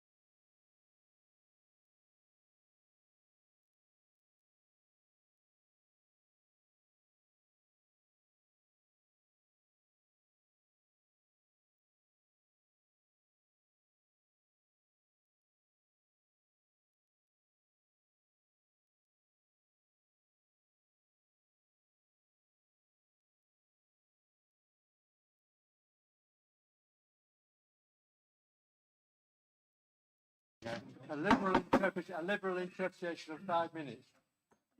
Let's proceed.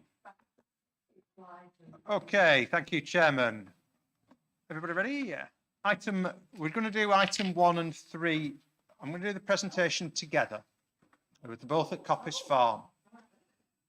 So I'm going to explain the background, and then I'll explain item 3, and then if I lead on to item 1, that might be the best way to do it. So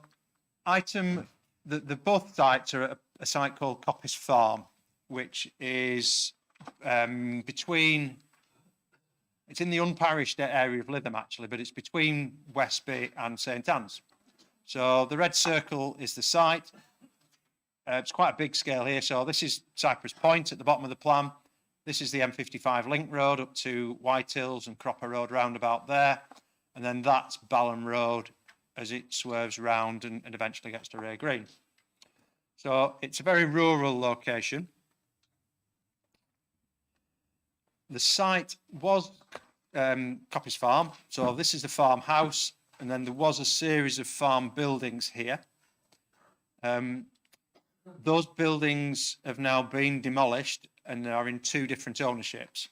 So the larger part has been redeveloped as industrial units by someone else. The smaller part is a single building, and that's the bit that we're dealing with today. So the access to it, the vehicular access, is from West Moss Lane, which joins Balham Road, just on the outside of the bend near where Peel Road comes in. You can also get to it by public rights of way to Cypress Point to the south, and then across to Division Lane. Eventually, when the link road's open, you can get through it. It's blocked off at the moment. Surrounding land uses, mainly agricultural, some equestrian activities taking place, particularly in this area to the north. These are stable buildings. So that's kind of showing the wider concept. So you can just see these properties, which are the ones at Balham, at Westby, near where there's a church there and other bits of development. So slightly complicated history. It's in 2 ownerships, as I said. Both have planning permission for commercial use. Item 1 on the agenda is from 2020. It was submitted 2.5 years ago now, and that's to extend the building. Now, when I went to do my site visit, I realised that the building that was on site, that was supposed to have been a conversion from a previous agricultural building, was actually a brand new building. So rather than implement it as a conversion, they'd implemented it as a replacement. So that meant that they couldn't extend something that was unauthorised.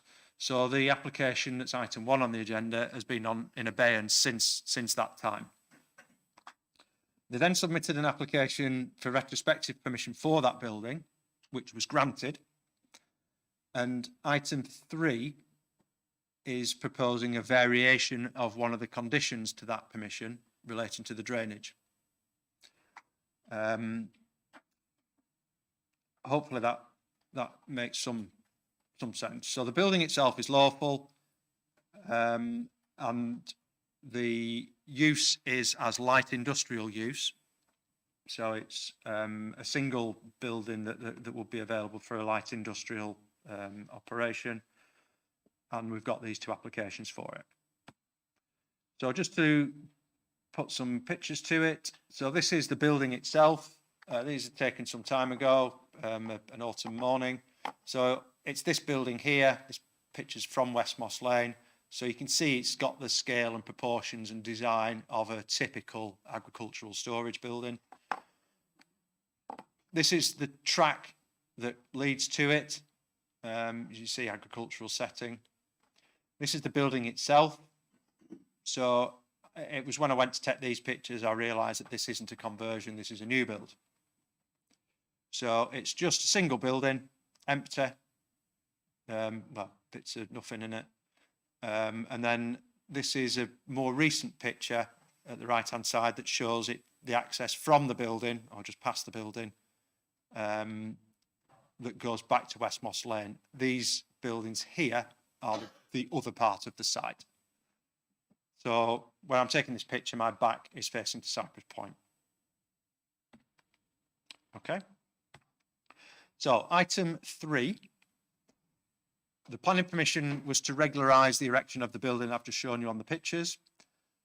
One of the planning conditions required details of the site drainage to be submitted. The applicant has made a submission to remove that condition. Their approach is that because the building's built, they don't need to provide any more details of the drainage. That's not the case, because we want to make sure that what they've built is properly drained and that that drainage is properly maintained. So this application's been with us for 12 months whilst they've been off to do some drainage survey work, and they've now supplied that, which confirms that they have put some drainage in, that the drainage is appropriate. The only thing that's missing is some details about the attenuation. So this is the plan they've given us. So there's a septic tank, there's surface water drainage, there's an outfall. I've been to site to see the outfall. So the situation with this is that the drainage is appropriate. There is a revision to the condition rather than a removal. That seeks to do two things. That seeks to require that the drainage attenuation details are provided, and it requires that the drainage arrangements are maintained, because there's no point putting drainage in if they're not going to maintain it and keep it free running and that. There's also a minor change to one of the boundary treatments with regards to fencing, but that's not creating a particular concern.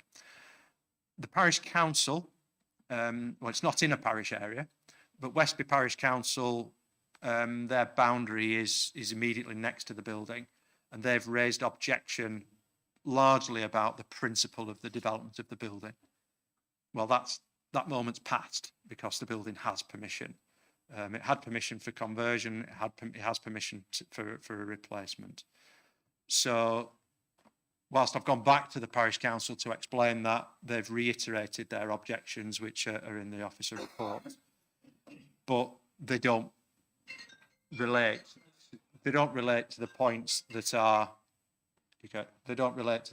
are relevant to this determination. So perhaps if I pause the presentation at that point, we can deal with, it seems logical to deal with item 3. As you just described.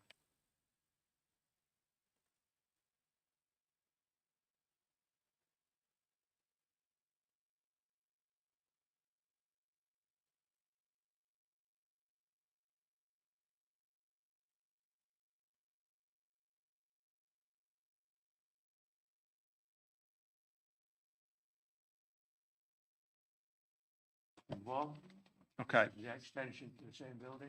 Yeah, item 1 relates to an extension to the building. As I said, this was submitted in 2020. At that time, the proposal was to, that's the building in aerial view. At that time, the proposal was to extend the building and subdivide it into 11 smaller units.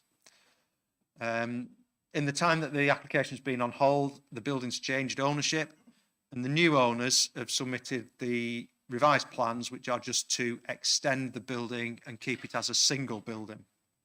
So this is their scheme. So it keeps the building largely as it is. It just adds that extension in the red wiggly square on the back. Green building, green extension, no doors and window changes. So that's helpful in making it look like an agricultural building in that rural setting. It's also helpful from a ecological perspective because it removes the potential for disturbance and the visual impact that it has in the landscape. So we're of the view that is, or I'm of the view that is also an acceptable extension to that building, given that it will help. It's a building that's an employment use, so it will help offer greater employment opportunities in that area. The parish council have again objected because they're concerned about the principle of the development, particularly concerned about the condition of the roads. Now, West Moss Lane is in a poor condition, and that's adopted highway. The original planning permission brought some improvements to it in terms of passing places. From West Moss Lane, you go up Moss House Lane, which is, there's a planning condition on this permission, on this decision, and on all the other permissions to improve that. Those works have yet to be done, but that bites prior to occupation on the existing planning permissions. The recommendation to committee here is to delegate the decision to officers. That's to allow us to draft some revised conditions, which I needed the decision that's just been made to have been made to clarify the drainage situation, and also just to make some minor ecological tidying ups with the habitats regulation assessments and things like that.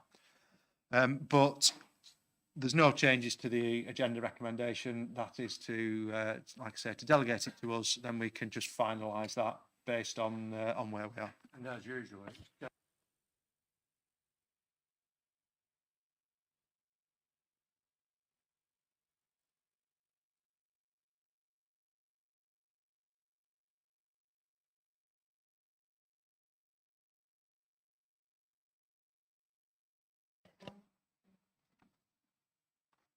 The scheme of delegation relates to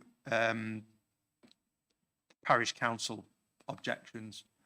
The parish boundary just is that line. So the other side of that road is in Westby. So the only access to the site is via Westby. So yeah, effectively it forms part of that parish, albeit I take your point, but it is incredibly close to being within that parish, and yeah, that's where it went.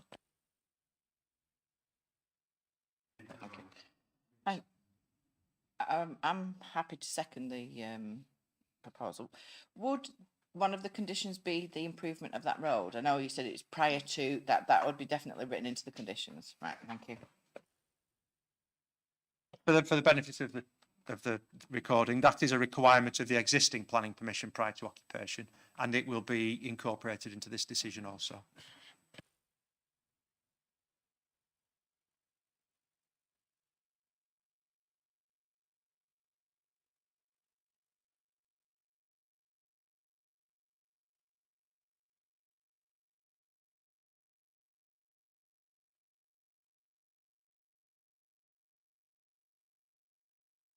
Something that high, but there's something around it.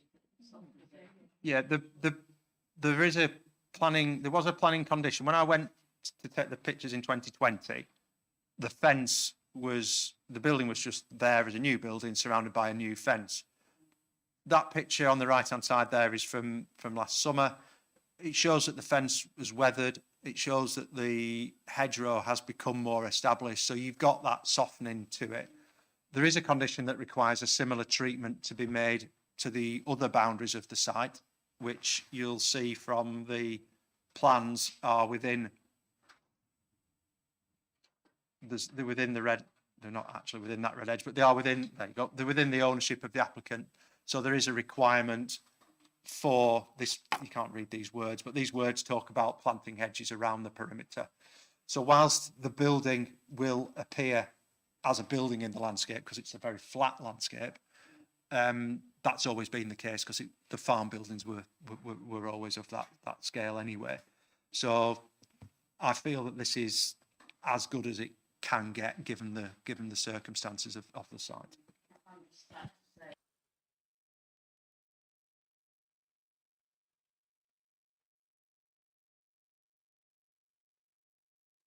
Councillor Tim Ahmed, seconded by Councillor Jane Nixon for approval in all agreement. Anyone against? Abstentions?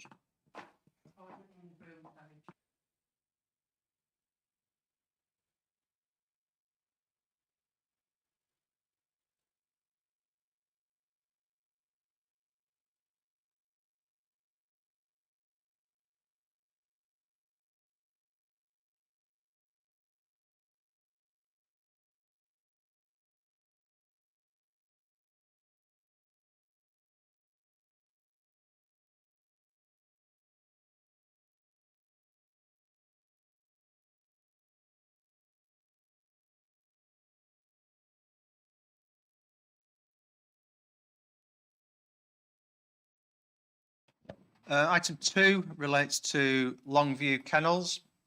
So this is a site on Whitehills Road at Whitehills. So we're just at the top of the Cropper Road, the Link Road, Cropper Road roundabout. We're a piece of land that's sandwiched between Lytham St Anne's Way and Whitehills Road. I've got a closer aerial. It's actually now within the settlement area in the local plan. It's an unused area of land. It was previously a kennel site, but the kennels closed at some point in the lockdown periods, and the site's become a little bit degraded as a consequence. Obviously residential properties in the area, obviously commercial properties in the area. It's also a bit of an urban fringe area with some horticultural activities, garden centres and things like that in the area. The application here is for the erection of a new kennel building on the site, with a second building to be used as an office, and then there's a static caravan proposed to offer accommodation for overnight staff use, given that there's welfare and security requirements from a kennel operation of this size. The Parish Council, again Westbury Parish Council, they've objected to this application, quite lengthy objection that's in the agenda papers. Their principal concern is over noise that's generated from the site. The late observations we've got today is there's a letter I got yesterday which is sent by the applicant, which is from the MP, Mark Menzies, which the applicant's clearly contacted him and he offers general support for business without specific support for this application. So, more detail, that's the site. So you can see it's on that corner of those two roads as you get to the Cropper Road roundabout. And the application is for these two buildings. It looks like one building, but it's actually two that are separated. They need to be separate for animal welfare purposes, because one of the buildings needs to be separate to isolate a sick dog. Access is from Whitehills Road here.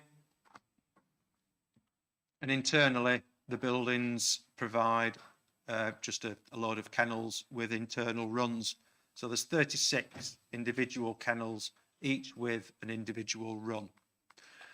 Now, the capacity that handles depends on the size of dog. So you can have up to 2 dogs in a kennel, providing they are small dogs and they get on with each other. So the likely capacity will be somewhere between, maximum capacity will be somewhere between 36 and 72, because clearly they won't all be small dogs that get on with each other, clearly they won't all be large dogs. So in terms of the number of the intensity of use, that's the kind of range we're talking at. The second building has an office, reception, and there's a couple of rooms for where dog grooming would take place. It's a single-storey building. It's been amended. It's got solar panels on the roof. That's what that is. And it's been amended since first submission. It originally had a series of roller shutters down the sides. Those have been removed and changed to windows to give something that's a more controllable way of insulating the building. So they want to have openings for ventilation, but we wanted to make sure that those could be closed off in a way that gave suitable acoustic protection, for given that potentially 72 dogs inside a building could make a bit of a racket. So this is the site. So you're looking at current and 2009 pictures here. So this is essentially the same image. So you can see it's become a little bit more degraded in recent times. There's an unauthorised access has been widened at that point there. This is the building as was. So the right-hand picture shows the lawful access point, and it shows it operating as kennels. The current situation is obviously a bit of van storage taking place, but this is the kennel building. This is the office building at present. The proposal is to clear those away and put this new purpose-built building up. This is the building that that's there at the moment. This is the kennel building. So you can see it's relatively modest in size. The runs that were with this building went through those flaps that you see in the right hand side and then went into external caged runs out the back. A lot of the objections that we've had relate to noise, and said that when the premises operated previously, it was very noisy. So it will be much more noisy because there's now more dogs going to be housed in it, cared for in it. That's probably a fair point, other than the noise now will be much more contained because the runs are within the building rather than being external. These are the other buildings. So this is a building that was an office and grooming. It's obviously it's fallen into disrepair. And then this is the static caravan that was on site, and the applicant has provided some information to say that's either that caravan or a caravan have been on site for many years as part of the support for the operation of the facility. So planning considerations, it's in the settlement. It wasn't always, but it's under the current local plan, it's now in the settlement. And in many ways that takes concerns of the bringing the caravan onto site out of the equation, because that's no longer, if it was in the countryside, the establishment of a residential presence in the countryside is a planning concern. In the settlement area, much less so. As I said, the planning history, it's previously operated as a kennels, and kennels are a suitable use for this type of urban fringe location. The buildings are appropriate scale and design. It's inevitably functional, but they're not they are inoffensive. Sorry, they're set back from the site boundaries. There is proposals. There is existing landscaping, and there's proposals for enhancing that existing landscaping around the perimeter. I think that's quite important because the site is prominently sited on that corner. It will be more prominently sited as the link road becomes functional, because it will be what you drive towards when you come out of St Anne's. So there is a condition to deal with some landscaping there. The access is from Whitehills Road. There's a second access that's been formed or enhanced. The first pictures I showed you. That's not appropriate, and that's something that we are conditioning that the applicant closes off or reduces back down to the field gate or pedestrian gate. There's a lot of crushed material on the site at present that needs to be removed to allow the landscaping to take place.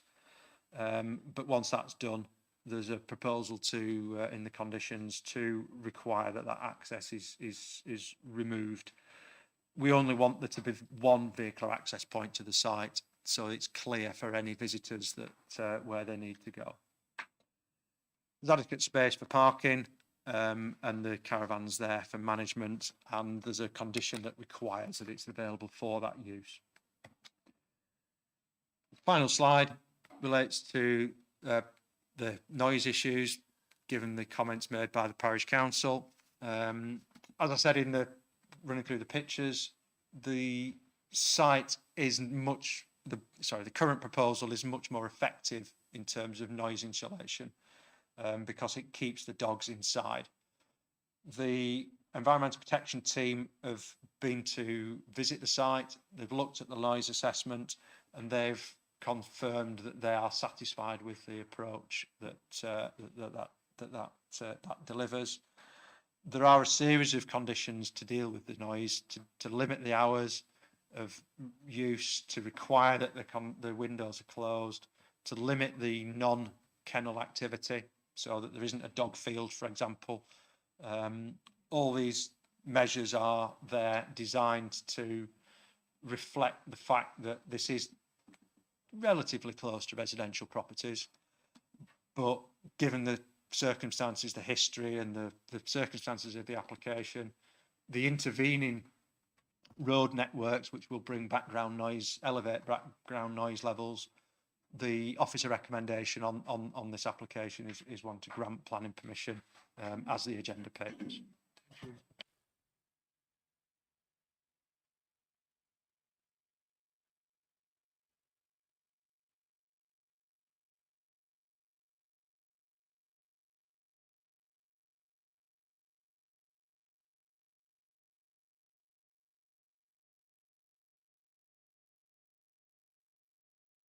Is it glass? And if so, will it attract a lot of heat, which will go down into the kennels?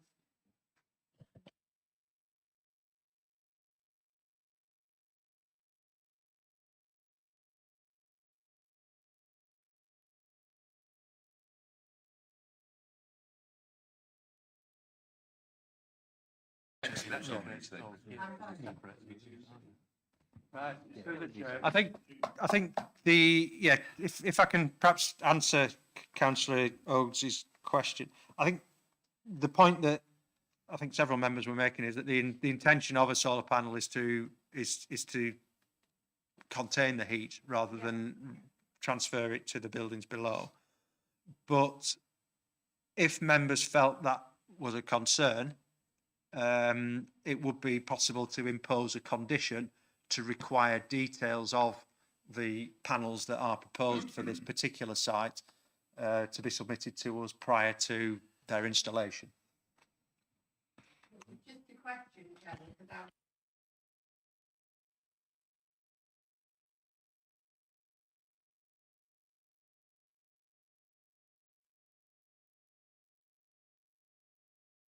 obviously, if the glass will attract heat,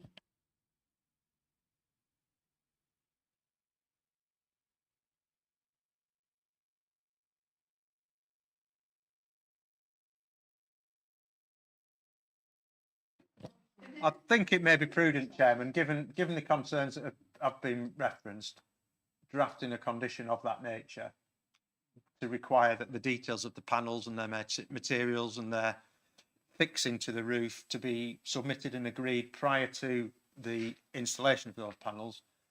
It would be a legitimate way of dealing with that. We could consult with the environmental protection team on that, and that would address the concern that Councillor Rhodes has articulated.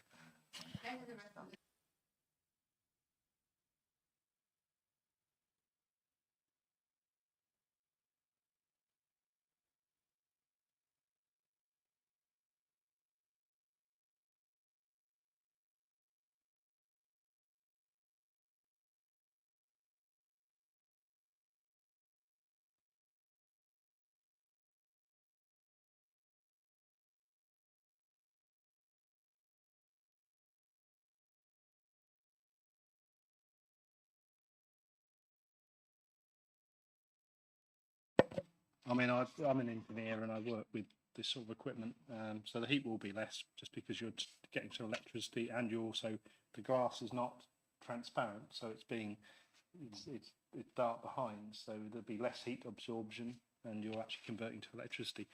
The biggest thing for me is that this is a large solar installation compared to the ones we normally see, and this is at least 40 kilowatt, which is 10 times what you'd have on a house probably. So I'd imagine it'll be using for running aircon.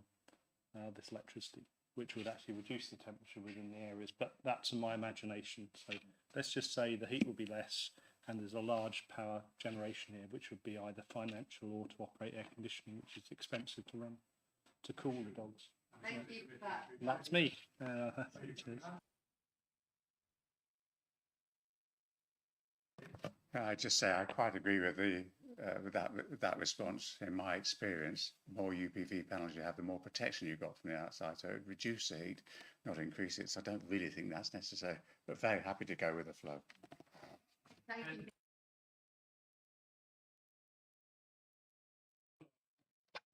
Happy to second or approve, depending where we are on this. But just two questions before I do that. On the line that says there, no daycare training exercise fields, dogs to be kept in kennels.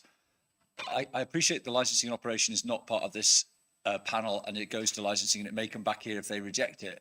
But if I'm putting my dog in kennels for 2 weeks and they're not going outside for 2 weeks, I don't think I'd be really happy as an operational unit on that, or for the safety and welfare of all the dogs, which again is not for here, but it could be we approve this and it has to come back again. And the second one is it a planning thing on disposal of 72 dogs, multiple poos per days? Because we in a Fard love our dog poo.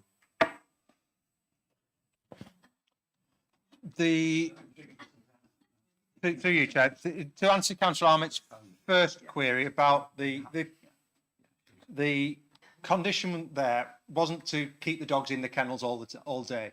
It was there to say that there shouldn't be operating a dog field operation on the site, whereby other people could bring dogs, and it would increase the number of increase the number of dogs on the site. There are, well, that's my bullet point, how that says. So the applicant has kennels already, so he's an experienced kennel operator. I have shared the conditions that I'm imposing with him. We've discussed where he's going to be able to exercise the dogs and the exercise arrangements that he's going to be putting in place, and that's part of the reason for the second access point, because that allows a better access to the wider footpath network. So the condition, like I say, was there to try and reduce the number of vehicle movements and the noise that the level could bring, rather than restrict the animal welfare requirements for the kennels that are in those kennels. The second question was about the waste, and I believe there is a condition about arranging his waste storage arrangements. That would have been normal to do that. So there is a facility to collect the waste, because there is a neighbour next door, and we obviously want to make sure that his waste arrangements are adequate and also suitably sited, so you don't get a mountain of dog poo next door to this neighbour. Okay, in that case, I'm happy to. Is recommended. Councillor Rhodes, it's been moved by Councillor Rhodes for approval, seconded by Councillor Bernard. All in favour? Well, is it worth clarifying the situation with the condition before we move to a vote? Well, I was just going to move on and say, with the addition of the new condition that Andrew described in terms of the solar panels. I understood that Councillor Rhodes was satisfied by Councillor Tudgill's comments.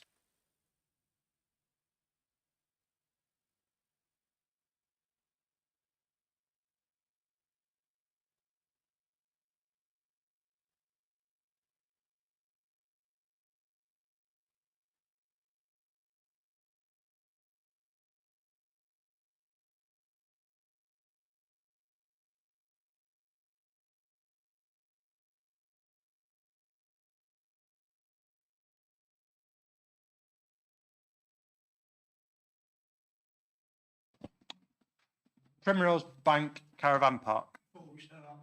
Oh, yeah.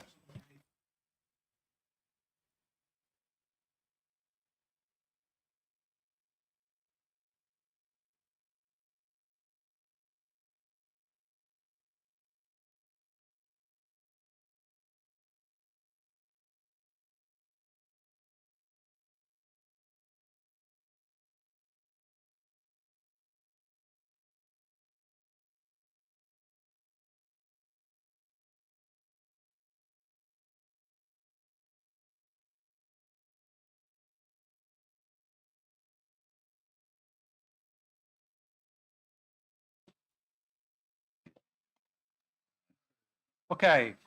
Where do you draw the line? Item 6. Primrose Bank Caravan Park at Singleton. So this is between Singleton and Wheaton, near to Wheaton Camp. So the area of land is countryside.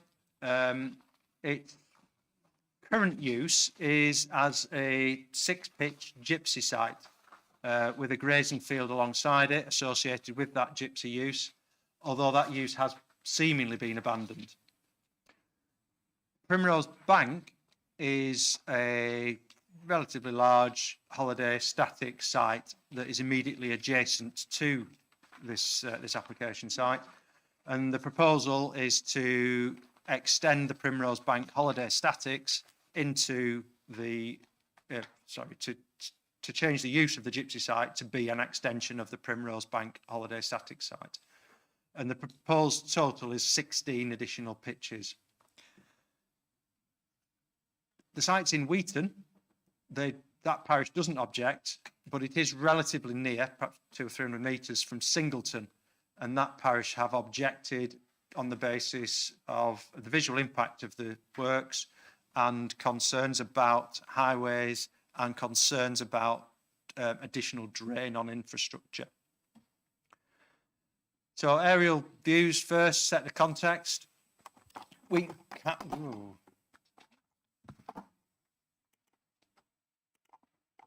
Camp's here.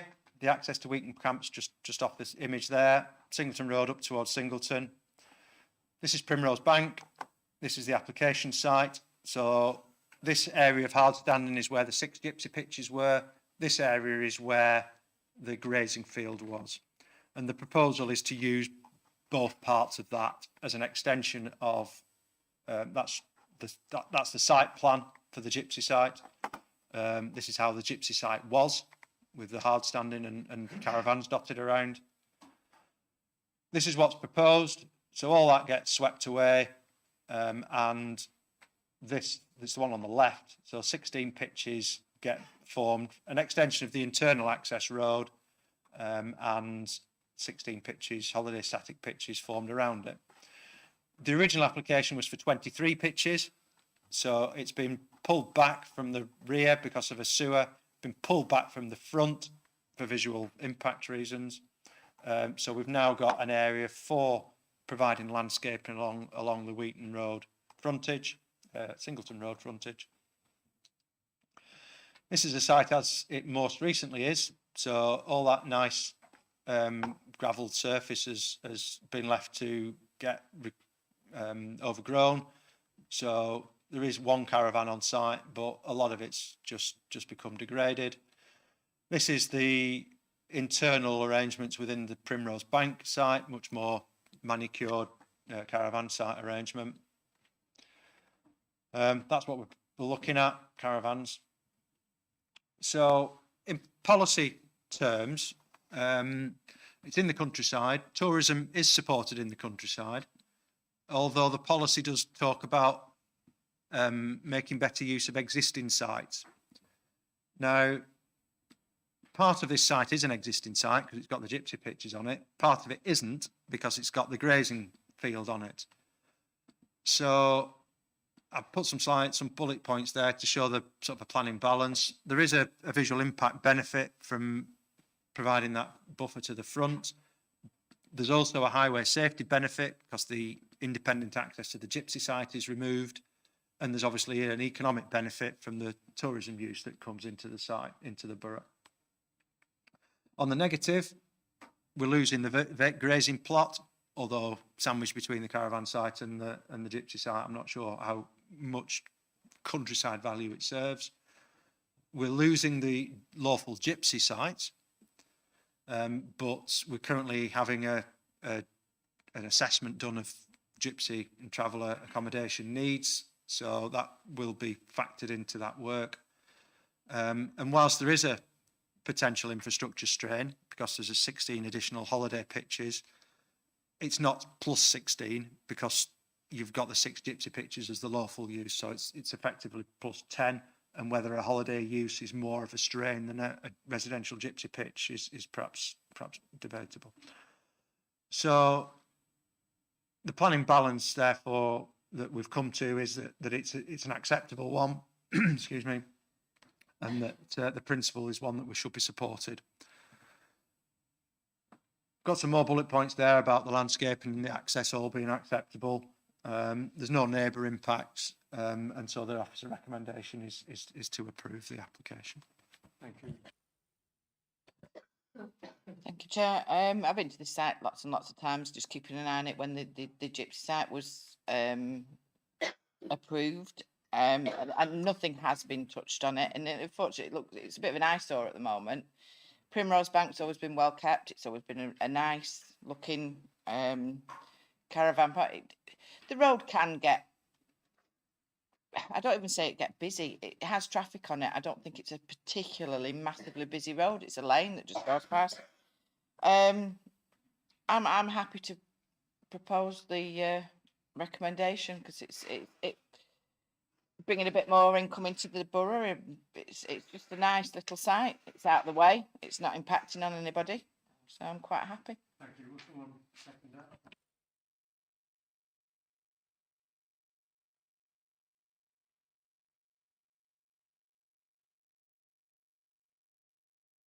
Concern is just about the loss of the gypsy site. I know we don't want them anywhere, but we've approved this. I'm just concerned that losing one, will it mean that something will pop up somewhere else? That, well, yes, and sort of, but you know, I'm just concerned that we are losing it, and it will.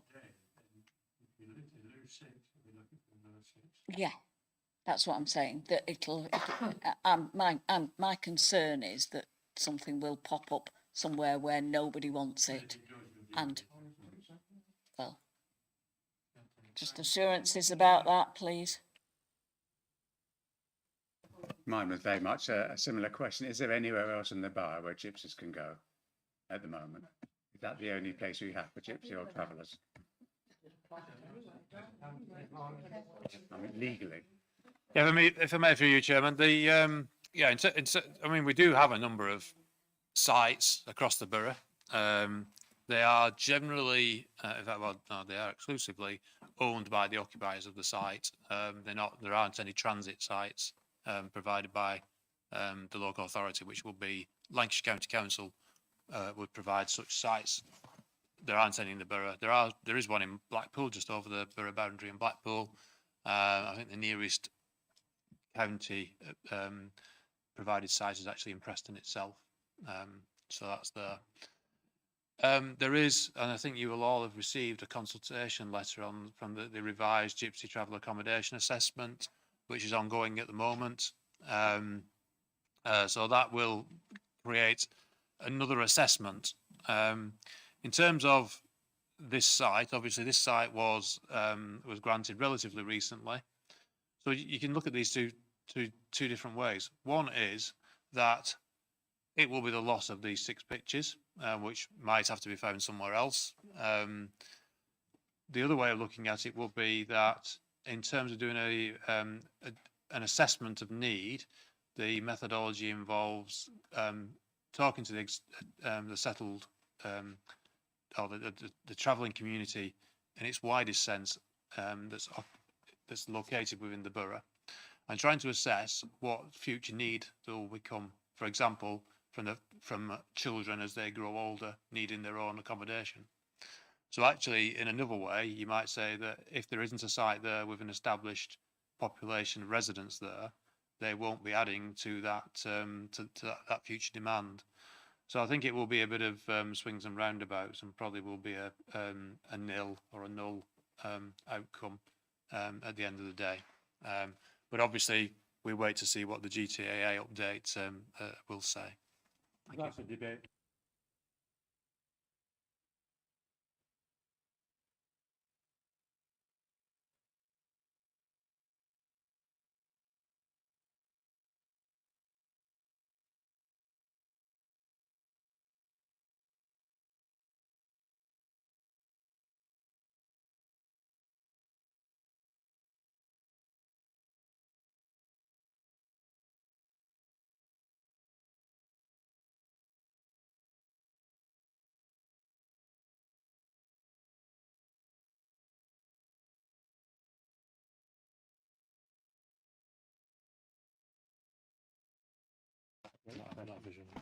Children's home application, small children's homes application, and a brief summary of the policies that have been used.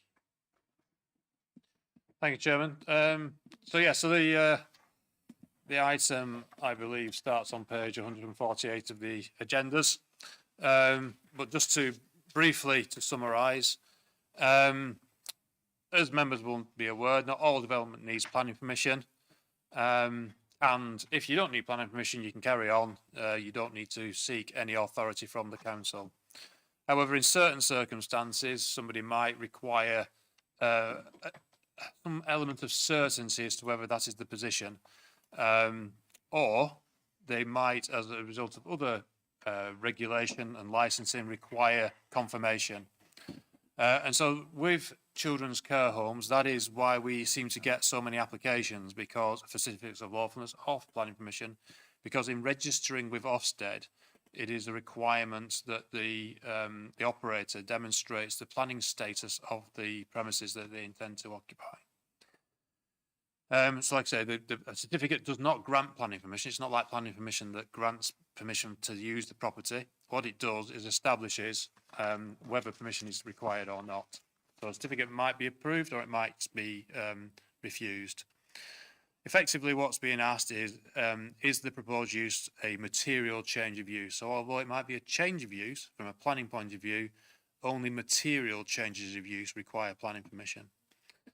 And effectively, what's being assessed there is there a change in the character of the property? So if you think that there is a significant change in the character, generally you will be saying that there's a material change of use if you're moving from one use class to another. If the uses are in the same use class, the legislation says that is not a material change of use.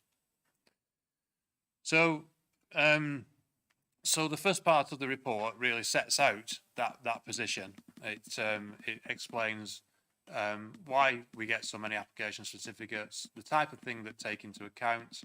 I think one of the key issues there is that when we are considering the change of character, we are considering it from what the building could be used as. And it's important to recognise that Class C3 includes other care type uses.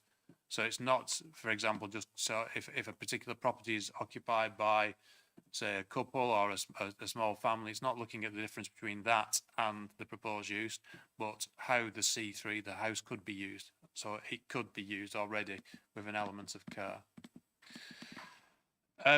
When we get these types of applications, a lot of people do write to us and make representations as if they were planning applications. And in the determination of these certificates, it's an assessment of the need for permission, not the merits of the proposal. So as I said, it is an assessment of whether planning permission is required, not whether planning permission should be granted.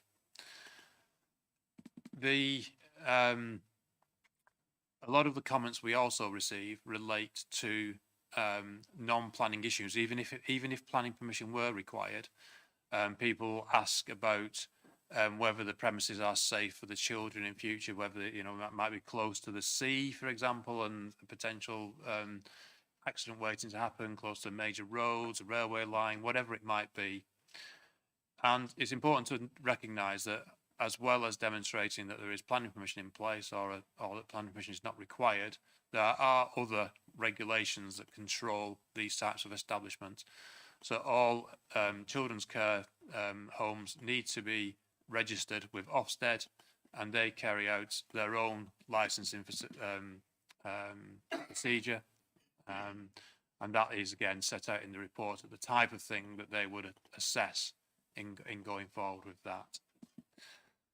So I think in terms of the recommendation, which is at the start of the report on page 148, there are two recommendations put forward to the committee. The first one is to note that what matters can and can't be taken into consideration in the determination of certificate of lawfulness. The second addresses that issue where we get quite a few people asking questions about this. And when we've looked at the guidance that's available, a lot of it is targeted towards people applying for a certificate or looking to apply for a certificate, rather than perhaps an interested party who lives next door to a property where one is submitted. So the second recommendation is that we produce a sort of an advice note that explains the situation. That will be available all the time on the website for people to look at, but it would also be a useful place for us to direct people and to provide to people in the event that we do get any questions. The typical one being, why did nobody notify me of this planning application? And obviously, as it sets out in the report, that is because it isn't a planning application, but it would seek to clarify that. If there are anything else I can help the committee Can with, I just ask Chairman? a simple question? When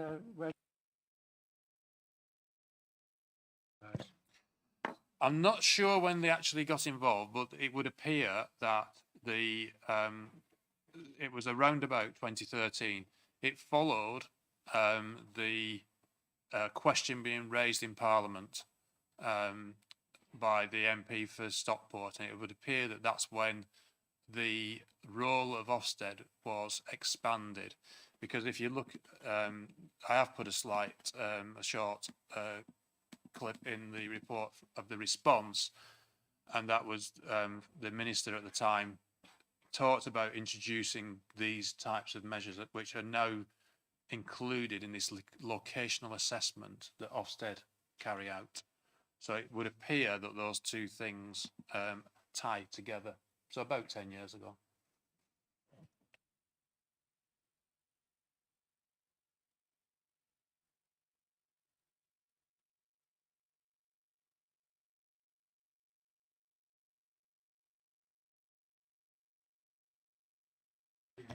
Thank you, Chairman.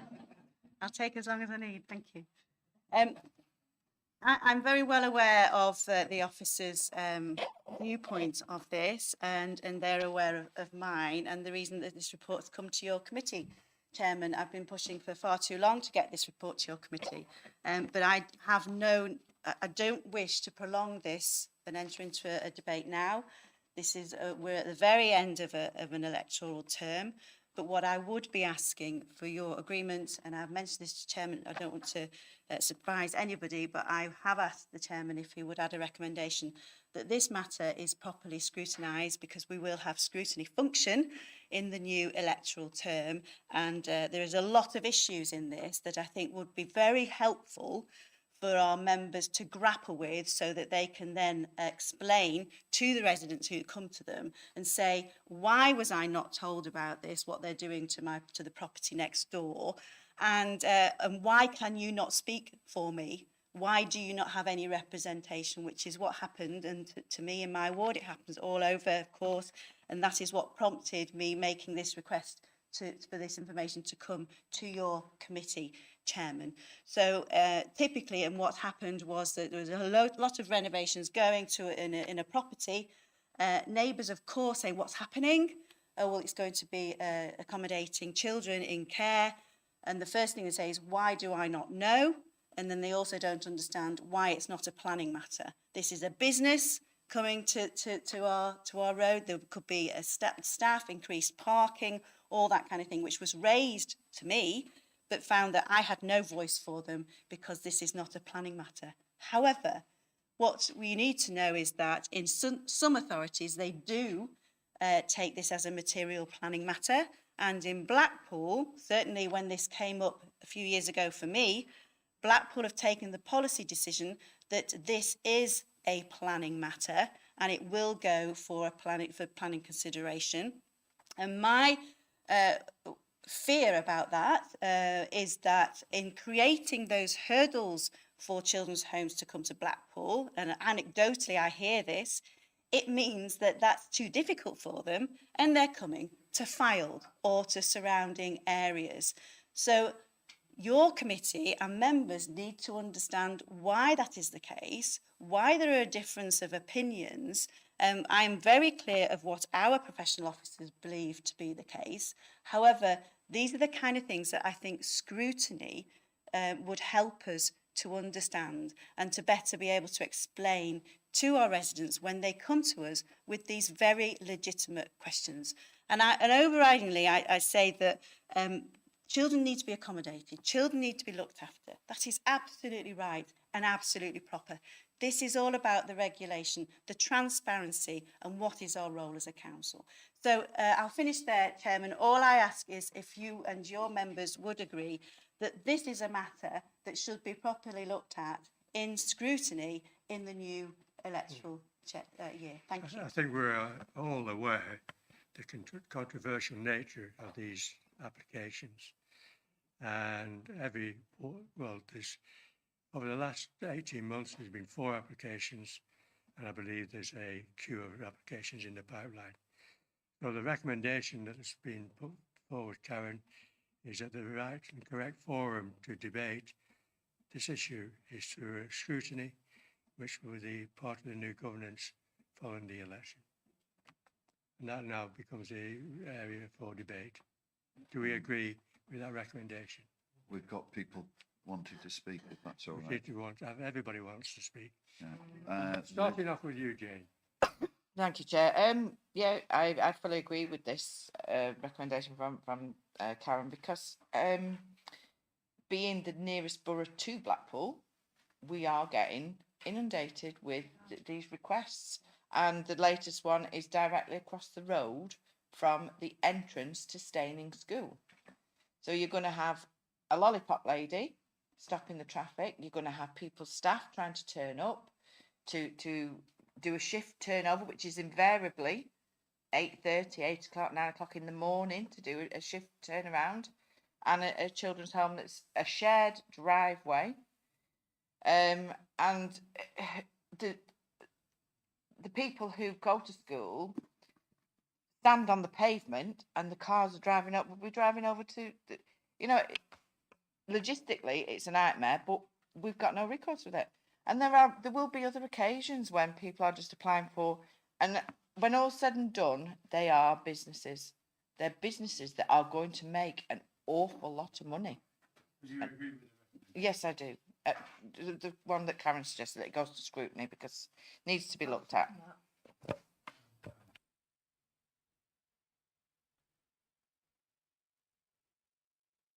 Thank you, Chairman. Well, I haven't got any problem with the what's being put forward here, but I do have some questions.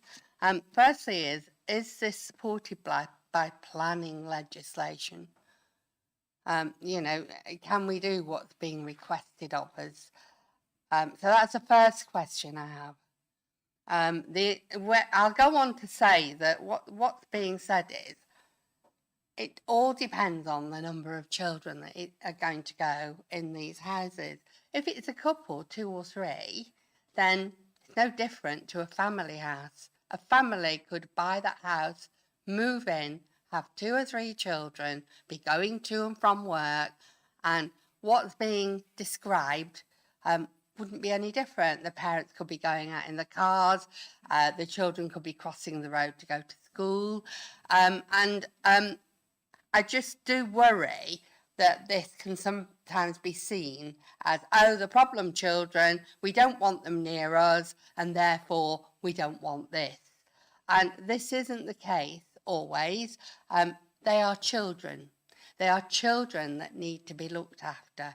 And so the other thing is, I know that the LCC should be commenting on this and should be being brought in. And I'm asking if they have been spoken to and whether they can be brought in. As I said, I don't have any problem with scrutiny looking at it. Yeah. Yeah. It's them that get involved initially with the children being placed, and that is where I will come from. I've been told that by LCC. I telephoned and rang up. You see, I'm a member of a parish council, and I've heard all these comments in Kirkham. Oh, we don't want them near us. And you do hear that. And I'm glad this paper's going to go out to the councils, but I think we should really get rid of the myth that they're always going to automatically be naughty children that we don't want living next door to us. And, I've heard it is perception sometimes and it isn't at others. You can't just paint all children the same. And you could have naughty children living next door to you with naughty parents. And if you do have that, you're very unfortunate. I feel sorry for you. But in terms of transparency, I think the forum of what's been proposed by the league is that there is all these areas of Yeah, that's why I say I have absolutely no problem with what is being proposed, but I just felt I have to say that because every time this comes up, I do feel that the problem is not necessarily with people making money because it's companies. I feel it's that they think they're getting families who are going to be naughty children. And it irritates the life out of me because not all children are naughty, and not all children that are naughty are in care. And that does really annoy me. And as I say, you can have some horrible neighbours, and you know they're not in care. And so I just felt I wanted to say that because I find that We've suggestion rehearsed this debate. irritating. 4 occasions recently. We have, but One it's in come up again today. 1 in Freckleton, 2 in St Anne's, and 1 in Steyning. And we've had them in Kirkham as well. Yeah. But just recently. Yeah. And in all 4 applications, permission was granted Yeah. on the basis that it wasn't a material change. Well, it was a material change, but not of any significance, and therefore planning permission wasn't needed. Planning permission was accepted. Yeah, it was. It was. But it's usually the local councillor that doesn't like it because they're getting earache from their parish councillor and the people that live in their parish. Again, I come back to the recommendation. All these areas can be rehearsed in scrutiny. Linda? So, yeah, just anything that will stop the misinformation, because that's where it starts. People don't know what's going on. They don't know what they're getting. And usually, you know, you could have 2 disabled people living in a property with carers arriving and what have you, and nobody would bat an eyelid. But because it's children, and you know, this is not our problem, I don't perceive it, it's a government problem. The whole procedure is completely wrong. The way these children are looked after or not looked after is completely wrong. And there's masses of money, as Jane says, poured into these things. They're not, I know, but they're not in the interests of the child. The whole thing needs re-looking at, but anything, so But on going that very point, scrutiny gives going you to that scrutiny, transparency. is the place to look at it thoroughly. So yes, I'm So- fully in favour of that. I think we've established most people are in agreement with that recommendation. I don't intend to go right through the entire committee. Gavin, you were the last speaker. Thank you. I know one of the recent applications did relate to my ward, and I think I contacted yourself and Mark about it, and many thanks for this report. I think it covers most of the concerns we had. The 2 members of the public involved, one of them is a healthcare professional, the other one's a teacher with safeguarding responsibilities. So on that basis, they know what they're talking about, and I think their concerns are very real. I completely welcome the leader's suggestion that this goes before scrutiny. I think that's the way forward. In addition to that, I presume the advice note, etc., will still be happening. The question I had really just to do with the advice note when it does go, will that include details of the route these concerns can be expressed back to Ofsted? Because clearly there's something missing there, that people are coming to us when they should be able to put these concerns to Ofsted. I think given the alternative recommendation that's been made to that put down in the papers, that's the type of thing that we would look at through that, because I don't know, again, how much weight that Ofsted could put to those comments. So obviously we wouldn't want to put a advice note out if it was effectively misinformation. But I think if it would appear the committee is in favour of asking the scrutiny committee to look at this, then that could be addressed as part of that.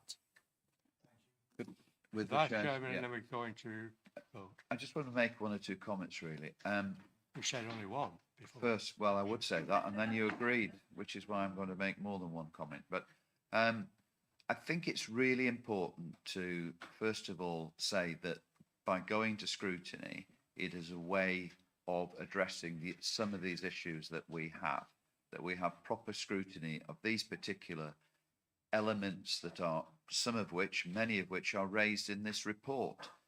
And we do need a system that actually fairly deals with these particular applications. I do want to make a very strong point, however, that in terms of looking at these particular applications, we do need to demystify them and we do need to educate people. And that means communicating with our local communities. And the very point that the leader made is that one of the reasons we all became councillors is that fundamentally we were that dynamic link between the community and other authorities. And therefore, if councillors are empowered to be part of this process, it's really, really important. The final point is this, is there is a demonisation of these particular institutions, and there is the assumption that they're going to cause huge problems, and mostly they don't. And I always make this point that actually you have to have a level of control over this because these are institutions. But residentially, going back to your point about this road, this house across, there is no control at all over a dysfunctional family moving into that with 4 cars parked all everywhere that could cause disarray in staining. And it's a 2-bedroom house. Yes, I know, but you take the point I'm making is that actually dysfunctional families cause many problems in our society and communities. And actually, most of the time with Ofsted registration and Ofsted monitoring, these particular small placements of 2 children rarely do. And I just make that point just to give a balance to this. So recommendations that are on the order paper has been replaced by one recommendation. That recommendation that this very controversial area of planning be sent to scrutiny in the new governance arrangements after the election. Are we all in favour of that? Please show. Clearly carried, a unanimous, thank you. That concludes this morning's agenda. Lunch is served. If you want the best crisps, go now. Are we saying anything about this being Lizzo's last meeting? No, we're waiting for her. Okay. But she did say she wasn't coming to the next one. But she might do.